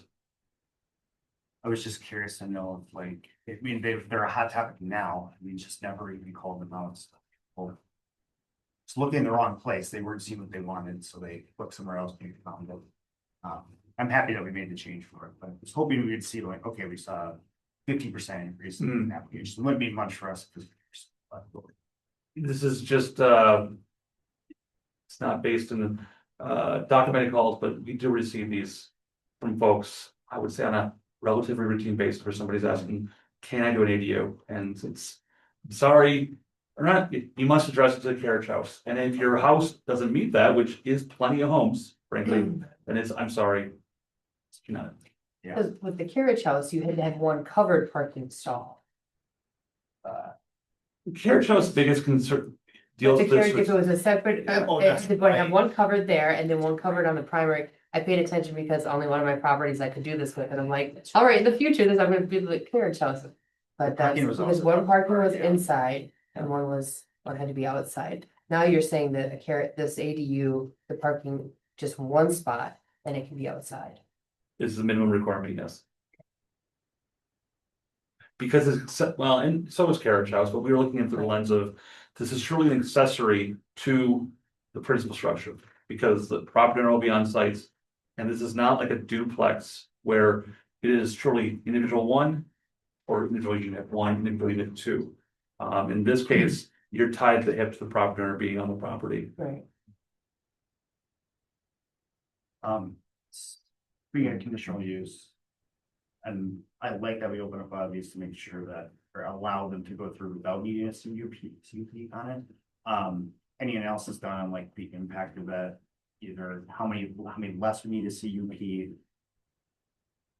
So for which use exactly? I guess just in general, because a lot of these are now. They're permitted. They're versus- permitted versus conditioned, so would it?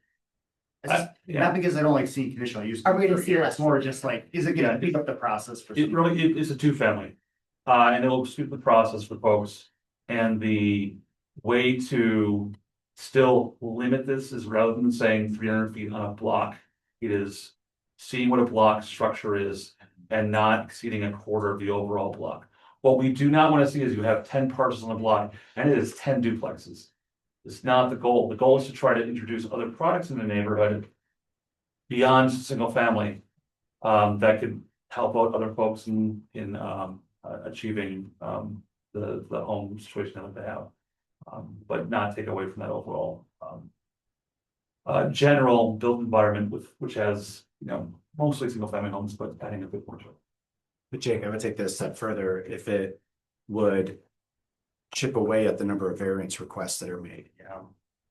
Just to speed up the process, I mean, it's such a short building season anyway, like a month delay can mean everything. Okay. And there are folks right now who have looked to do duplexes who have outright stopped doing those infill because of the way that it's existing right now, either being a CUP or the 300-foot rule.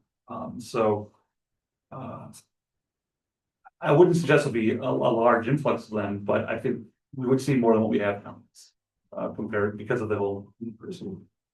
Okay, I got one last one. This one's more fun just for you, John. Why keep the R2 district? Yeah, I get that. We still have, so R2, not used much at all. When we've had times where we've had zoning changes, I'm like, oh, we get to use R2. And now that with the changing over a lot of these things to where the permitted and the permitted are the same, what's really the difference? I think there's two things that come into play with this. I'm trying to find a right for you right now. In the institutional and civic uses, we allow for more R2 users inside of R2 compared to R1. Here we go. So library, religious institution, it's not much. I get it there, but I think the bigger story comes into play is we're addressing affordable housing. This is not the entire extent of the zoning code changes, so we're addressing it to what we have right now. And I would, in the future, maybe it means having just 2 residential districts compared to the 3+1. Well, that plus the neighborhood center, I think you cover a lot of the uses for that, so we just think clean up bias. When you guys got some extra time, just do stuff like that.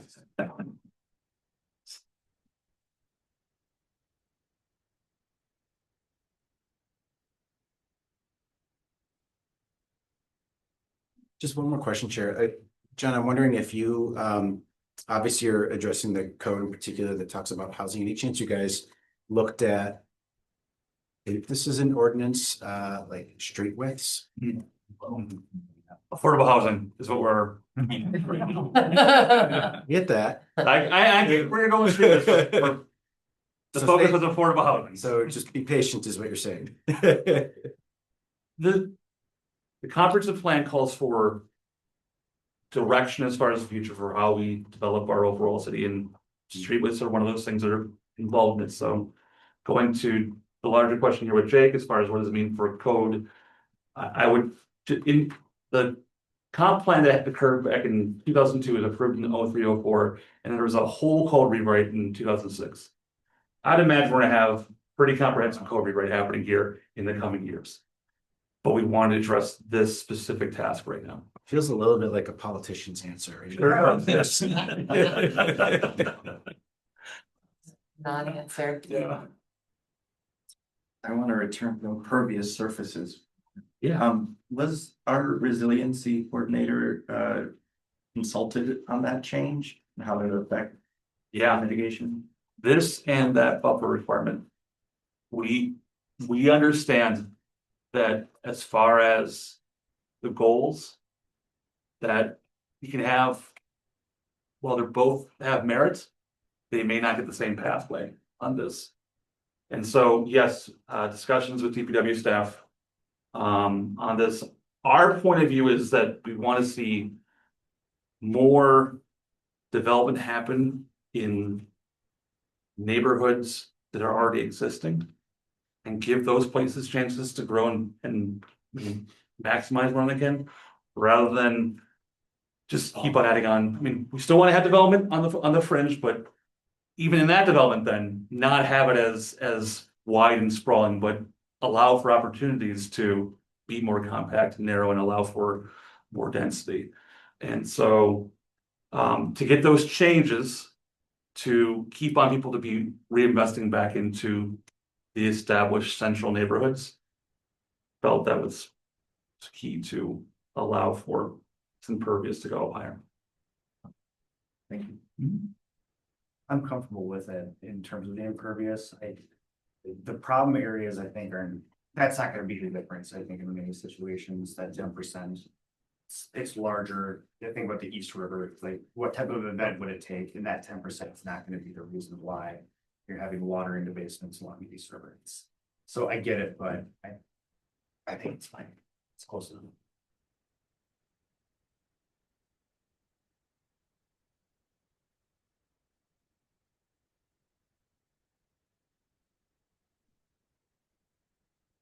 Good.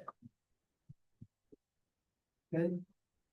You do need to take action. This is an actual. Yeah, move to Warrant approve. number 2. Oh, Second. could I just suggest with the change? Oh, sure. Put some With the, With the Scribners, yeah, Scrivener error correction. because Scribner is a person. Scribner. I've learned some things. News source? Scribner was a family and so there was kind of like almost like Kleenex for tissue, you know, kind of thing, Scribner. Too. What's that? But you're right, my bad. Point of order. Sorry, we'll talk after. Point of order. Scribner's errors. Okay, so Okay. motion with a second. With the Scribner's errors, With elections, corrections noted. Any of the other ones that you found along. correction. these are the ones that we. Okay. Okay. Yes. I see a Scribner's error in the single family to one family. It's the single. Oh, right, yes, yeah, that's what, exactly, that's what it was written as. Oh, that was what, oh, that's. You the must have actual at error. some point written that and the autocorrect's like, yeah, that's how it is. That looks right. Okay, so we've got a motion in a second. Any further discussions? All right, hearing none, we'll go ahead with a vote. All those in favor? Aye. Any opposed? Okay, and then that will move forward to city council for October 21st. Moving on to informational director's report. Well, I think you got a really good presentation from our bid directors on things that are happening in the district. You've got your tracker sheet. I don't know if anything in the last couple of weeks has. The grant for meters. So in addition, we have a planning option was approved for 9 acres industrial projects out also for Grandview. So they have 180 days to put a proposal together. That's really the only new item on the list. I think done. You have seemed optimistic about, was it the Associated Bank lot? I haven't seen anything specific on it, so I think that's. That's the planning option that's due back to the RDA in January. Just spoke with the developers.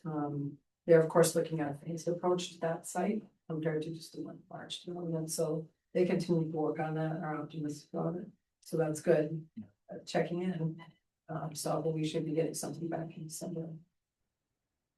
And then 222 chair or 221. I always forget which one it is. Old Bosses. The old Bosses, yep, that property, that development is kind of tied up in the Three Corners property. The same owner owns that building, that owns the vacant Three Corners where Mecca Music used to exist, that's fine. So we're trying to work with that owner to try to figure out how we can fix both of those issues, development downtown and correct that problem on Florida. Cool.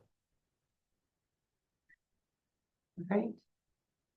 Next meeting, Monday, November 3rd, 2025. Motion to adjourn. Second. Motion by Commissioner Vinsky, second by Vice Chair Miller to adjourn. All those in favor? Aye. Right. Meeting is adjourned.